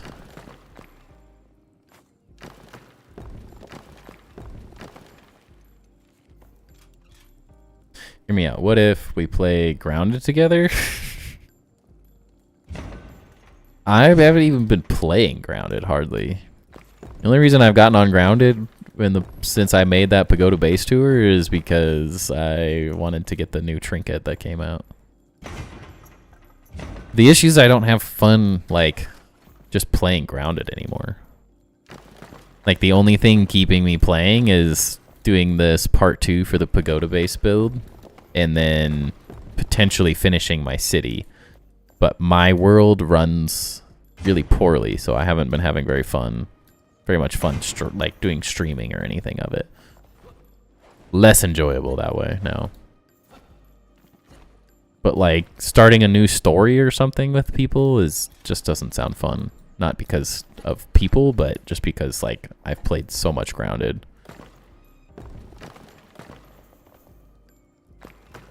And I essentially replayed it 7 times as well in a very quick succession because I got to New Game Plus 7 or whatever.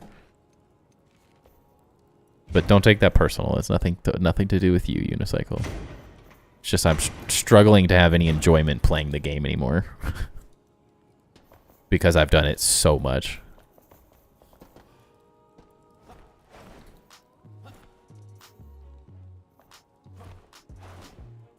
I think I might have burned myself out of it completely at this point. There was new things to do, or my world was running better. It'd be more exciting, I think. Do I run like across there? That fits better, I think. So. Don't overcomplicate it. Except I was thinking doing it here too. Probably smart. Why not? Continuity. Back, can I see the ceiling? Yeah. It is like 99% done now. Let's see it without the HUD. You got the main area. It goes, the lighting decided it went all around the edges on those sides. Got the little light there. And then I'm still figuring out those two corners. They're not quite working how I wanted, so I'm taking a break from those. But everything else is done. That could also mean,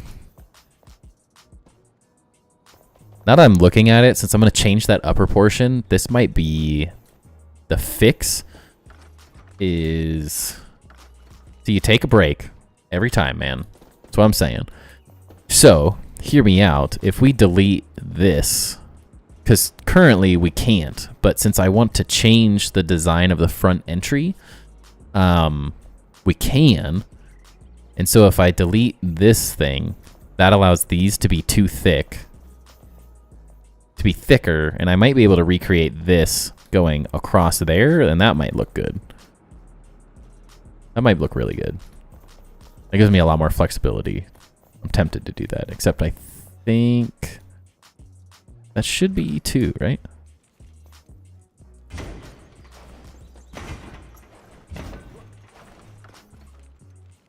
And 1, 2. Yeah, that actually would work perfect, I think. Let's see. 1, 2, 3, 4. Yeah, actually, I think that works quite well. Just figure out I did these wrong. Happy to fix those too.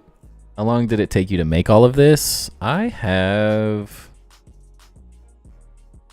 525 hours in this game right now. So I've probably done 100 or so through like story progression and stuff. Would be my guess. So 400 hours maybe. Not in this one room, but like that's in, whoa, that was cool. That's in this room, all of this stuff. Clearing this all out as well took a long time because you have to like terraform everything. So clearing this whole area out in general was really slow. But 300 to 400 hours, and then a little bit of work out here, and that's also includes some time I spent like sitting in the game, like recording and filming stuff. So I also built like a display area of all the blocks over here as well, so that wasted time. I've done a lot of terraforming here as well. So there's definitely a decent amount of BS time. It's not all productive building time necessarily, but I would say somewhere in that range. That would help lead the eye to the armors. Yeah, it's kind of what I'm thinking. Is just that would make it a lot more consistent across the whole thing. In my friend's trailer park, a house burnt down. He got on the news. Oof, that's never fun though. My wife's childhood home burned down. It was not a good time. Never fun. Even if it's even if it's not yours, it's still not fun.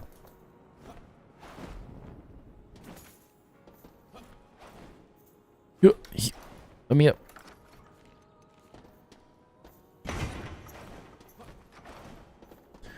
Yeah, I definitely think since we're changing the whole thing, the best route's going to be just to delete this and make this a continuous design all the way across.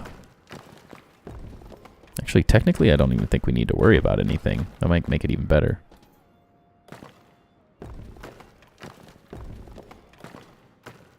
Continuity wins. Sometimes that's just what it takes.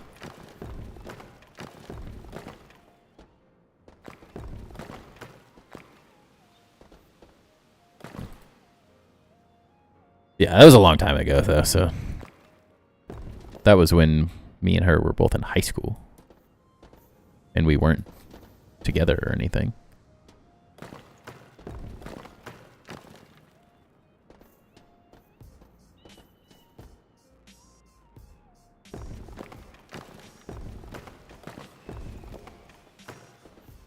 Just delete the wrong block. Yeah.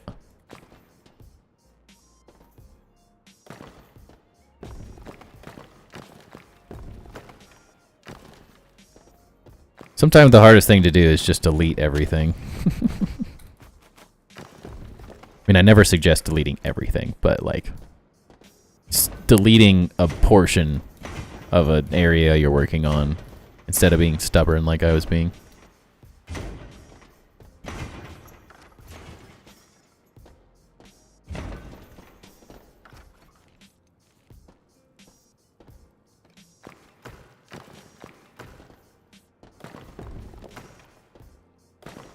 When, like, no need to be stubborn. My brain wanted it to match, and I was being too stubborn to delete everything and trying to, like, keep it the way it was. Happens, though. Getting late, I'm gonna head off. Sounds good. Good to see you, though. Have a great rest of your night, man. Oops. It's getting late for me as well. I know the feeling. Sometimes I just get stuck, though, you know?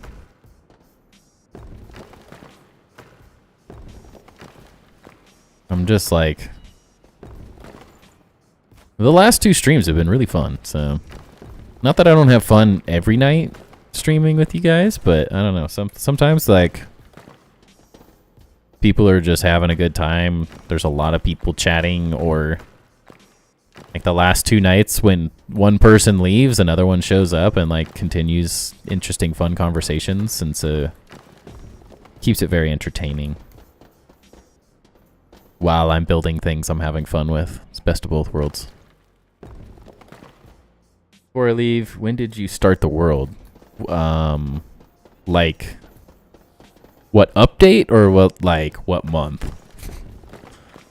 Because if it's just in general, like, based on when the game was released, I started this world when the demo came out. So I've been playing this from day one, essentially, this exact world.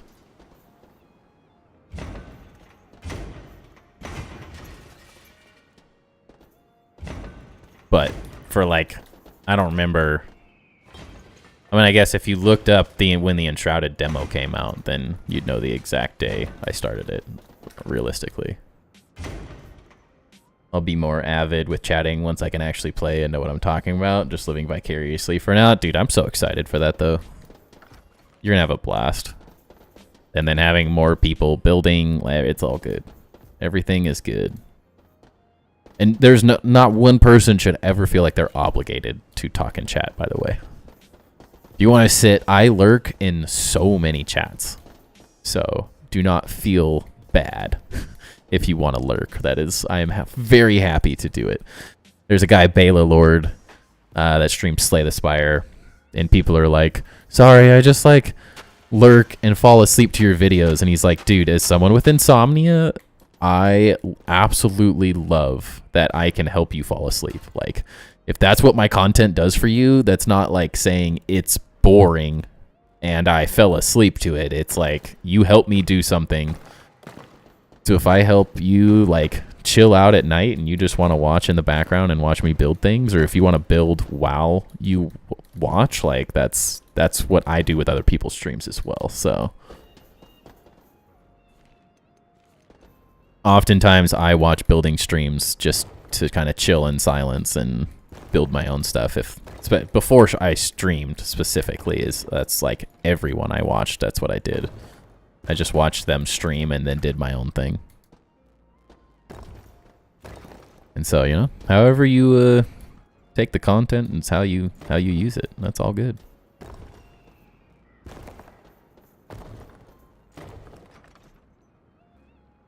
This is the final straw for me buying a PC. That's good though. I'm glad I could help you. I am an avid PC person now. As someone that owned a console for a really, really long time, I have had so much fun opening a PC. Owning a PC. It opens so much. Like, it just opens up some really cool possibilities in gaming. With the whole modding communities, everything just is exponentially cooler. Oh no. There is for sure a difference between boring and soothing. Yeah, for sure. But like if someone fell asleep to my content and that's what I did for them, like, cool. It's its own positive.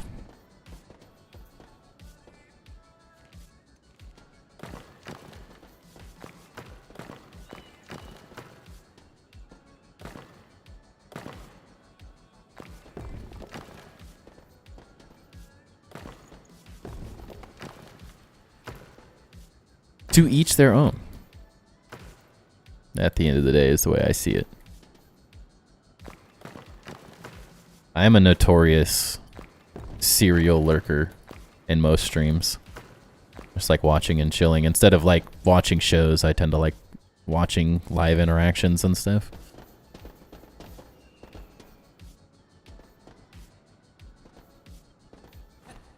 Okay, so that'll all get filled with light, and then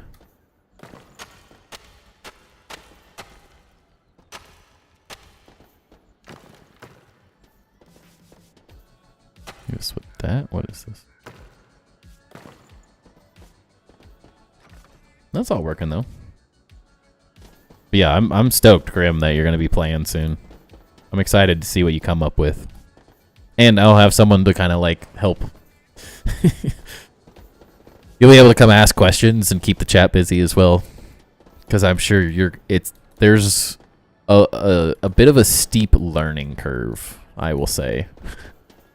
It's not necessarily like a bad learning curve, but it does feel like a steep learning curve at first. So it'll be fun having someone like, how do you do this? How the heck did you figure that out? What the heck is this doing? Like those sort of questions. Oh, it'll be fun. Oh no, I did it again.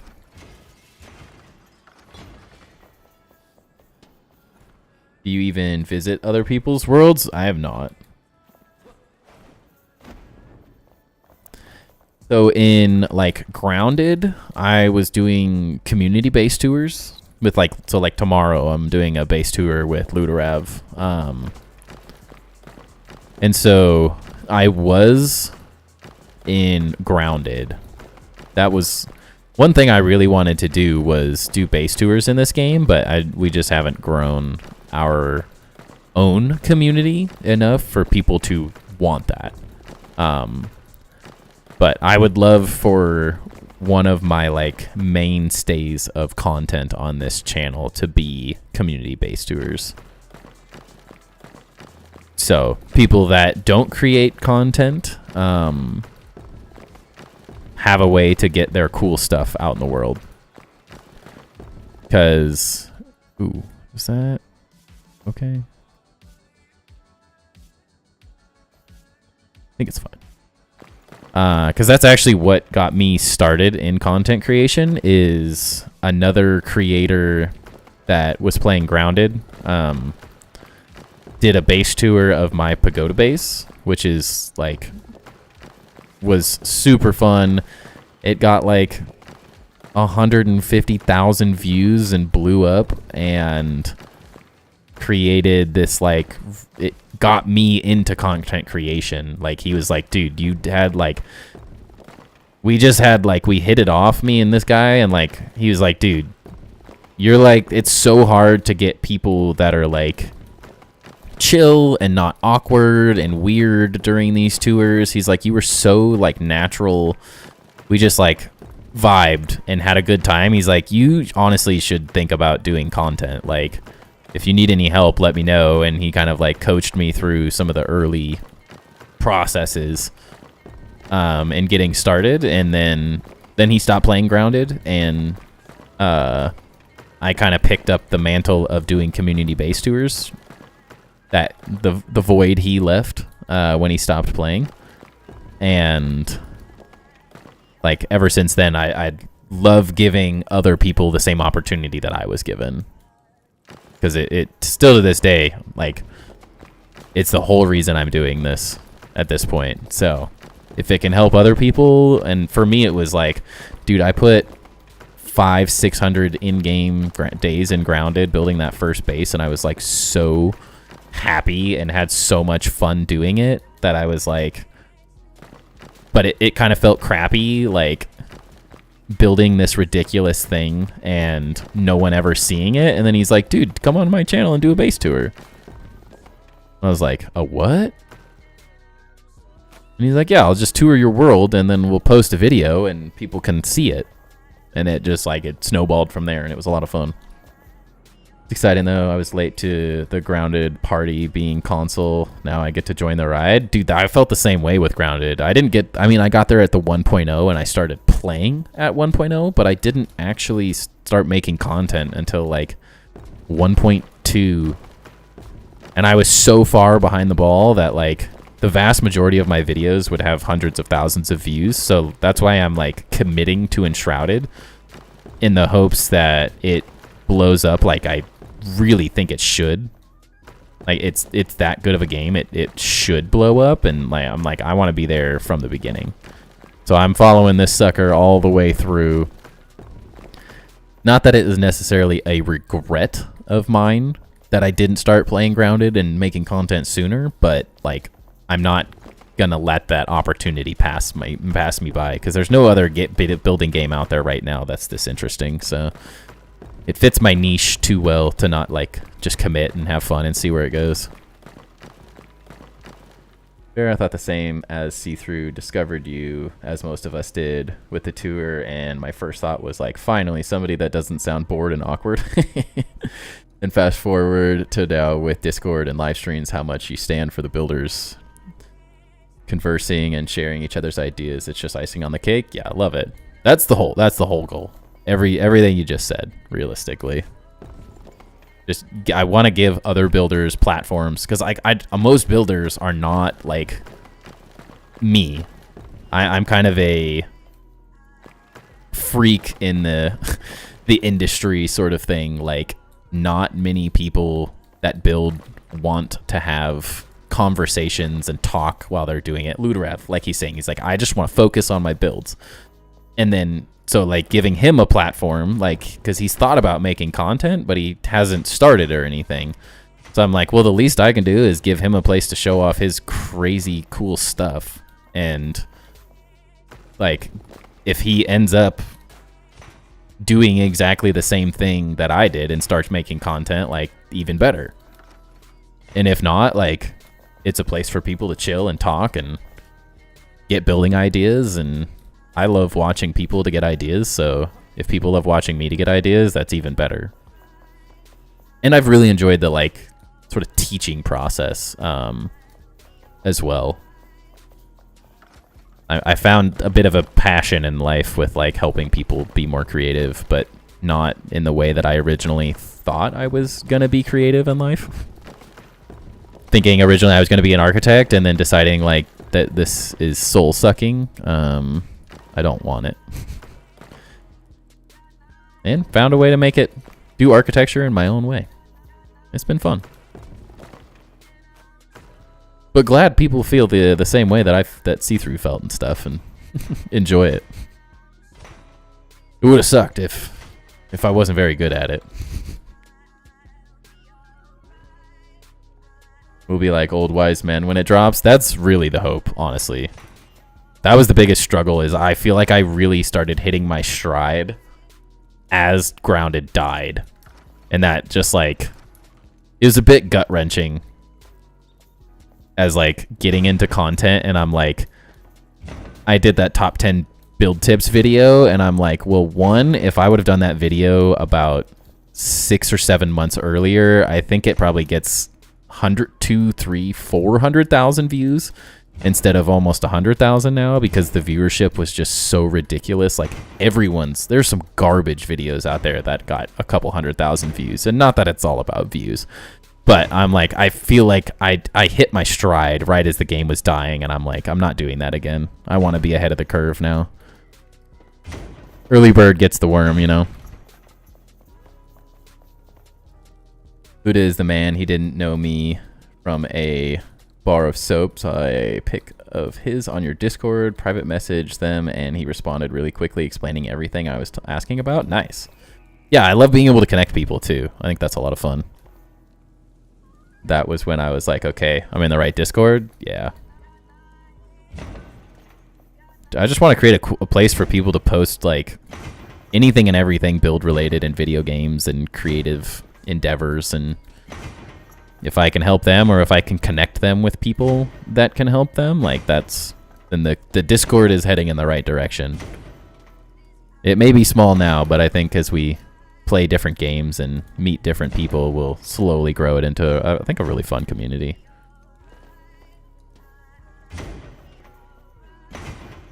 It's a little quiet right now, but I chalk that up to me changing games and people still trying to get on board with that. Which is all good. Having fun either way. I hope to give some tours of my build at some point. I never know how much I should have done before doing one. Yeah, I mean, you can do them at any point. Like See-Through always tried to say like, if it could take 20 to 30 minutes to walk around your base, it's probably enough. If it's like 5 minutes, it's probably too short. So as long as it's something that's any decent size, or it has enough detail that you can spend time looking at it, it doesn't necessarily have to be like, I mean, you're a creative and designer person, so I don't think I'd be too worried about you creating things that are creative and interesting. But as long as it's big enough to like walk around for 20 minutes, 15, 20, 30 minutes max. Like more than 30 minutes is getting overkill for the YouTube algorithm. So it's like anything that's in that 15 to 30 minutes is plenty to do any tour, whether you're making a video on it yourself or you want me to do a base tour. That's like the metric I like to think. But then again, I just did a base tour of my sandcastle base that was almost an hour long. So, and people were watching that. So it's like there's no guarantee of anything. If stuff's interesting and built cool, like people will watch it. So it doesn't really matter. I try not to overthink that aspect of it too much. Which is easy to do. But yeah, if you want to ever do a tour with me, you just let me know. Or if you're doing it yourself, all good too. I'm here to facilitate. Trust me, we all understand with the views, etc. It's the fact. You know you are making quality stuff, and we know it too. It's hard to not feel a down buzz seeing half-ass videos get heaps of traffic when they're less in value for the player. Yeah.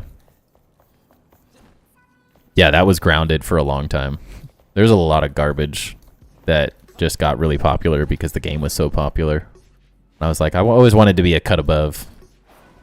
Part of that, it's tough because you have to like learn.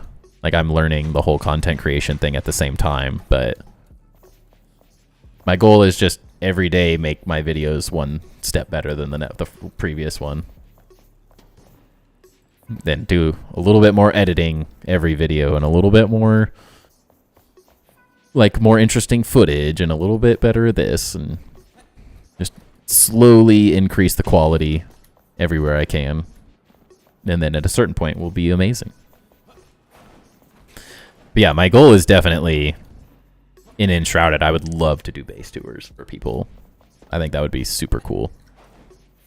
No matter what you're building, what you're working on, I would absolutely love to do those kind of things. It was rough watching some of the old guard die off too. I won't name names, but you could hear in their voice they didn't want to be making grounded videos. Oh, 100%. I was see-through. I stopped. Like, this is no disrespect to see-through, but I've had to physically stop watching his videos. Like, I had to completely disconnect because I could no longer take his attitude, because he hated that he was playing grounded, and you could see it everywhere. I mean, he admitted it in every single stream. He was just like, it was killing him inside, and it drove me away from watching the rest of his grounded content at the end. So there's no reason like to play a game just for views. You have to have fun with it. That's how you get the views in the first place. At the end, like the excitement and enthusiasm. Okay, I think we got all of these. If you lose that enthusiasm for the game, that's when you know you have to move on, whether your audience loves it or loves that concept or not. It's time to go. It's time to go. It's time to go. And that's roughly where I am with Grounded. I have a few things that I feel like I personally want to accomplish, just getting them done in terms of the base build guide and stuff, but those are things I get to do behind the scenes, so I don't necessarily have to be super passionate in the middle of doing them. I just want to do them for the people that are asking for it, since that was like my claim to fame, was that pagoda base, and I love helping people, so. But outside of that, I'm just having too much fun with Enshrouded to play other games at this moment.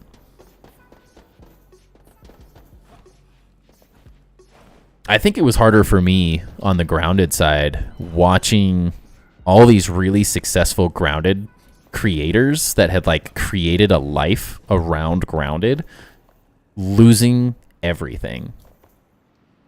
You're sadly right. I'm only small time. No big goals for content, but Grounded brought in a handful. I had to just be like, sorry guys, I'm playing what I want now, burned out. Yeah. If I'm not having fun, I'm not playing. Yeah. Well, and like, as much as people want to see a specific game or content, like who's going to enjoy you not having fun? Like you playing a game because other people want you to is like, it's not going to be fun to watch you play a game you don't want to play. So like, if your community can't quite understand that, then they haven't seen you not having fun yet, because it gets really unfun when you're not having a good time. It's really hard to be entertaining when you're not enjoying yourself. It's like the most important thing is to be passionate about what you're doing. But like watching like Paralyzer, 40,000 subscribers, his channel has like disappeared off the face of the earth after leaving Grounded. Like heartbreaking to watch that dude, like, because I think he was a good creator. I don't think he did anything wrong, but he just stopped playing Grounded and lost all of his viewership. He tried playing Call of Duty, which I think was his only mistake. Going from a survival crafting game to a online multiplayer game is probably never an easy transition to make, but like at least C Dinky found his footing in PAL Worlds. But at the same time, like, he lost a huge bit of his viewership as well. And then he tried really hard getting back into it, and I could just tell it was not, he wasn't having fun. He was like, new game plus 100. I want to kill myself. Like, this is not fun. You just hear it in his voice. It was just no longer, new game plus 27 is like, it's not a fun time anymore. No one's enjoying themselves getting insta-killed and destroyed. That's a little weird, but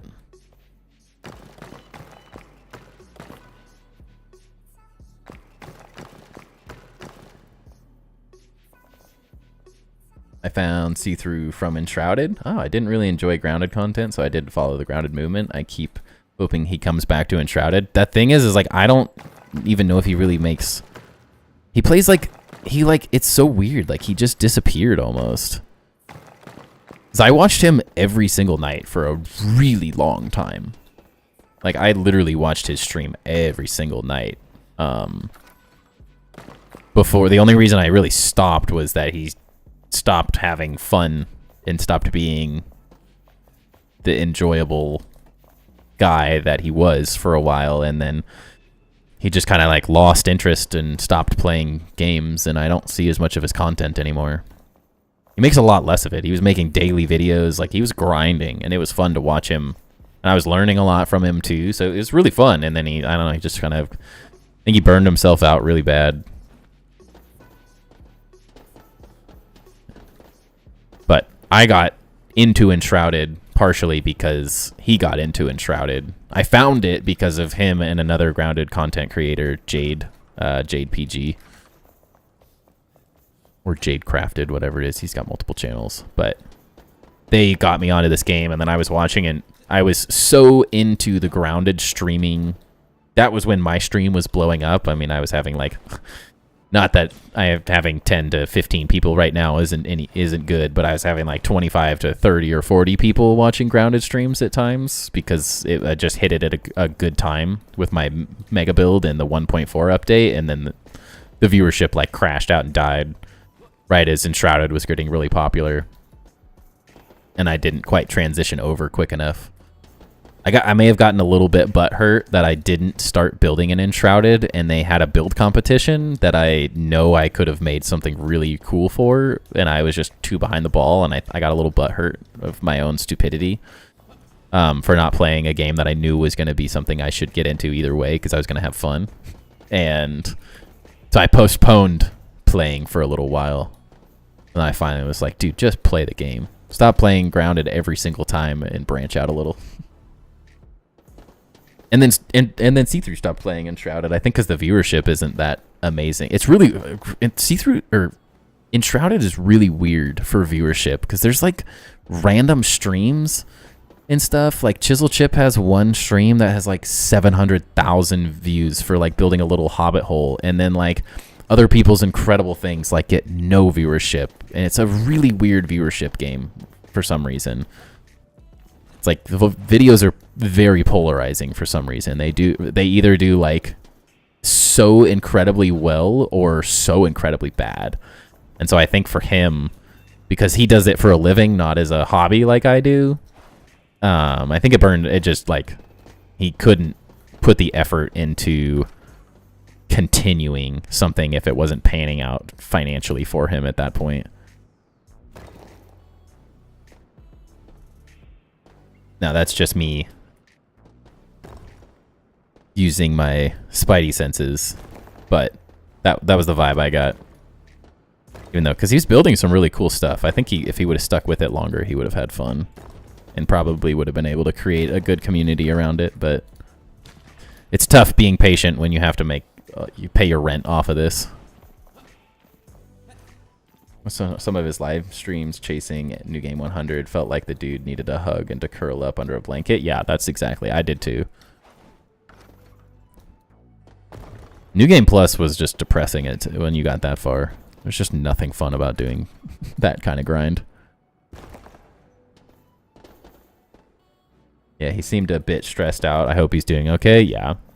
I mean, I especially because, I mean, he has a lot of mental health issues, and I really enjoyed that he was using his platform to help people with their mental health issues and being transparent and open. I thought that was a really cool, like, thing he was doing, but unfortunately, the only thing he did for a living was content creation, so it's exponentially more stressful. If my video only gets 500 views, I'm like, eh, well, that kind of sucks. I spent five hours editing that video, but at the end of the day, I'm like, it's all 100 views is a couple bucks in my pocket for ads either way. So I'm like, I'm not wasting my time necessarily. I'm just trying to do something extracurricular in my life that I have fun doing. And if I make money at it, I make money at it. If I don't, it sucks. But at the same time, I'm not like dying for it, so it's just fun either way for me. I think that the lack of that financial dependency on it, I think, makes it a little bit easier to take those hits when things don't pan out. It's easier to learn from them too, because I'm like, whatever, next one will do better. My comp was dying during the competition, so I didn't get to enter. Dude, I'm like, that's part of the reason like I'm committing to this game, because I'm like, the next one I'm winning. I won a design competition in high school, and it was so fun, like being a part of it. I went to state, and I won state. I won local, regional, and then went to a national competition for my designing for building library design I did in high school. And I had so much fun being a part of that design competition and like doing. It was really fun meeting people that were designing as well. It was really, really fun. So I was really bummed when I missed that first design competition, and then I also wasn't playing when they did the Halloween one as well.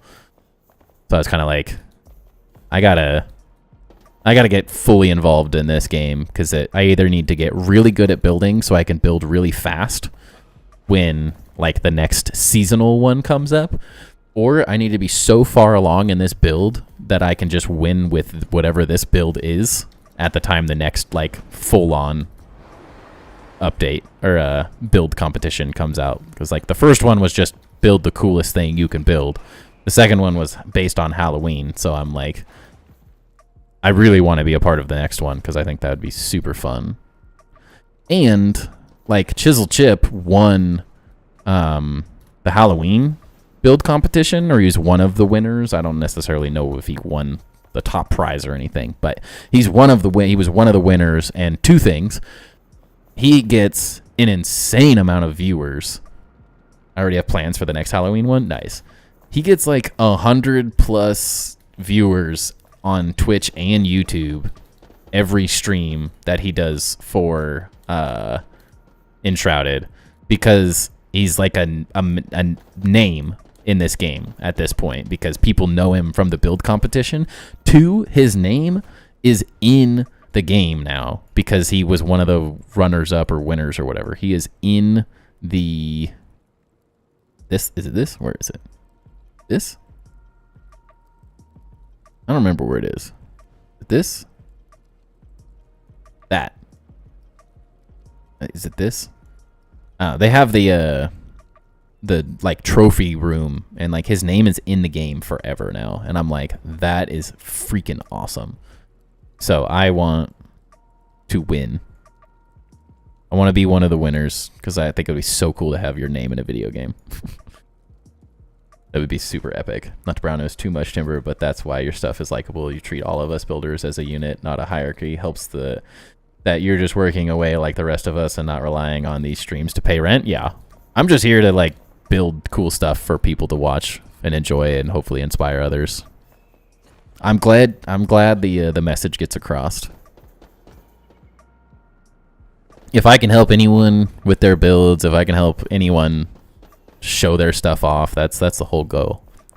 And if I make money and succeed off of helping other people and helping them before, that's the win, right? His laugh is becoming iconic in my house. My family recognizes it. That's awesome. That's so sick. Yeah. Now he makes really good videos. That's the only thing I'm really missing, is the YouTube content side, where I could be better just taking more time making videos and doing a good job, which is what I'm slowly working towards. But I'm like, I want to emulate what he's doing right now, because it's so cool that he gets, not even like, oh, you can make a lot of money when 100 people are watching your stream. It's like he gets to chat with 100 people. It's nice having this like intimate little chat with 2 people hanging out late at night while I'm just kind of like jumping around like an idiot. But at the same time, like, the more people I get to talk to, the more impact I get to make on the building community. So it's like, that part is really exciting to me personally, to be able to like continue to grow the community and have more people to chill with. And the more people in chat, the more people I'm helping out. Doing something right, at least. And we'll just keep going, see where it all goes, you know? But I really like his stuff, so I've been trying to like emulate his easygoing, cool video style and stuff, learning tips and tricks here and there. And now he's been coming and chatting in my chat almost every night I stream too, which is really cool. So it's like continuing. We get to share communities and stuff too. Helps your energy levels with more in chat? Yeah. No, for me, it's like I naturally love talking. My wife will tell you that I talk way too much. So for me, it's like, it's really fun that the more people, the more I get to talk. So that's why I'm pretty decent at the whole streaming thing, is because I just like talking through the things I'm thinking out loud. So it works out well. This is looking sick. I'm very happy with how this has turned out. There's definitely things we could have done better and stuff, but it's turned out really cool. Just like looking at it constantly.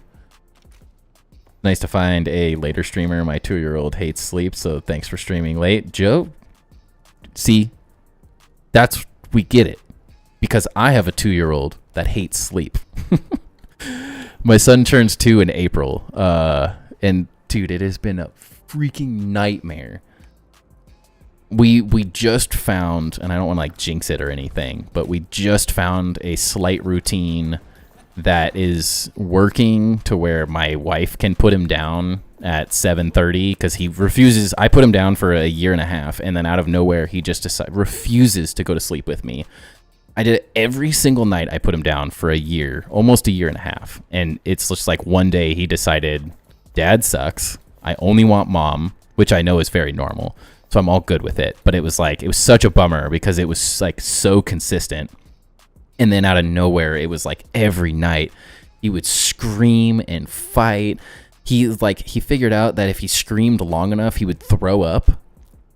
Because we were trying, like, the doctor or our pediatrician was like, well, just let him scream. Like, you just got to let him scream it out. You're going to go to war for a couple weeks, and then it's going to suck, but then he'll figure out that he can be by himself. And then we're like, so he screamed so long. It was like we tried 5 minutes, and then 10 minutes, and then 20 and 30 and so on. He screamed for an hour and a half and figured out that if he screamed long enough, he'd throw up, and then we'd have to come in to clean him up. And so the pediatrician was like, yeah, he's got you. Like, you're screwed.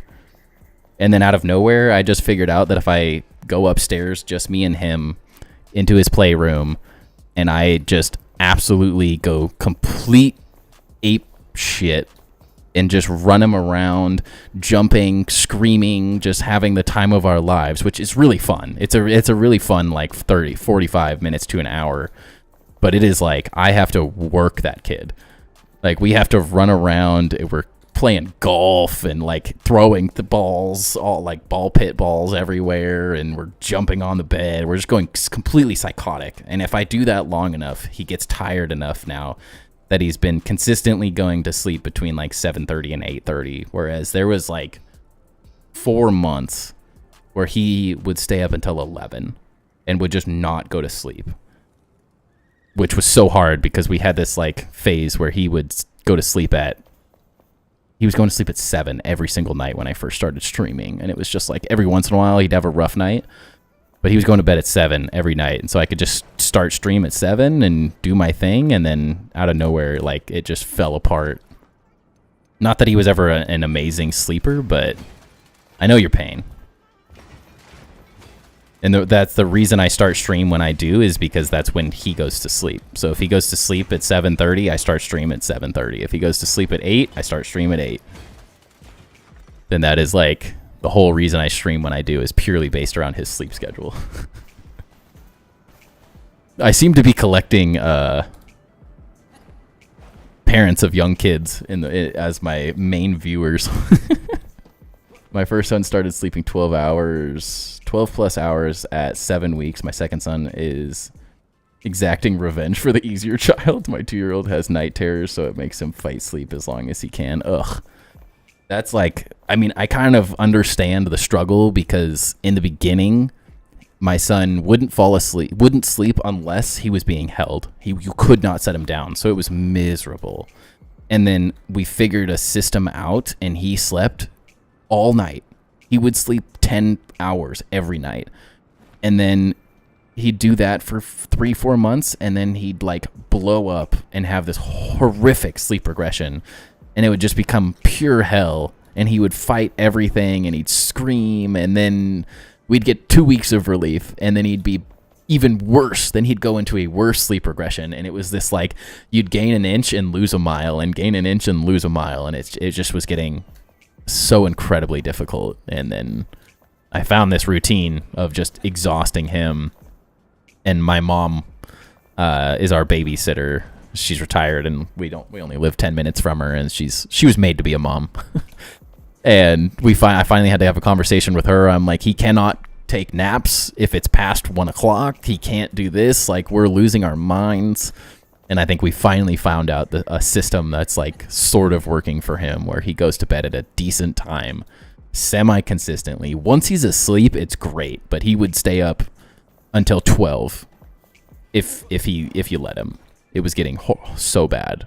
And when your only time is the time from when they go to bed to when you go to bed to get things done and like have that relief, it's painful. It can be really tough. My wife and I were losing our minds for a little while there. But it seems like we're sort of figuring it out. It doesn't mean there's not going to be bad nights and we're not going to have more sleep regressions, but we're slowly figuring some things out. But it's been good. Glad I can be the late streamer. I've noticed there's a lot of people that stream early, and there's not as many people that stream late too. So it feels nice filling that niche. Yep, if they get sick, then the sleep routine goes out the window. Dude, that's the toughest part. We're like talking about daycare and stuff as well, and it's like it sounds so bad. Just they're always sick once they go to daycare and stuff. That's the best part about my mom watching him, is that he doesn't like have a whole lot of interaction with other people. He does like gymnastics once a week and some other random things. We did swim lessons and stuff during the summer, but it is painful when they get sick. And he gets sick at the most inopportune times too. You're going on vacation, kid gets sick. You gotta fly sick. This is gonna be really fun. But otherwise, he's incredible. He is the most fun thing in our lives right now. But man, can it be tough. Not for the faint of heart, I will say that. Really made us realize how easy our lives were before we had him. Seemed like life was difficult. We didn't realize what difficult was. Alrighty. It's 11:40. That was a long stream. I appreciate you, Grim and Joe, for hanging out all night and chatting. It was good chilling with you guys. I should be back on Monday evening, like usual. Be 7:30 or 8 is typically when I'll be starting. I'm lucky my wife is the breadwinner, so I get to stay home and take care of the kids. That's a dream, dude. Honestly, my wife now makes more money. She just got a raise. I made more money than her for a while, but I am definitely the person in the relationship that would be the stay-at-home parent. She was not built, and she's very adamant about admitting it. She was not built to be a stay-at-home mom. That was not her calling in life. She's an incredible mom, but she was not built to be a stay-at-home mom. By any means. So I get your feeling. I am definitely the stay-at-home dad thing. If I could stream during the day and then just like take him the rest of the day after stream and stuff and be the stay-at-home parent, I would absolutely love to do that. That would be really cool. But either way, appreciate you guys.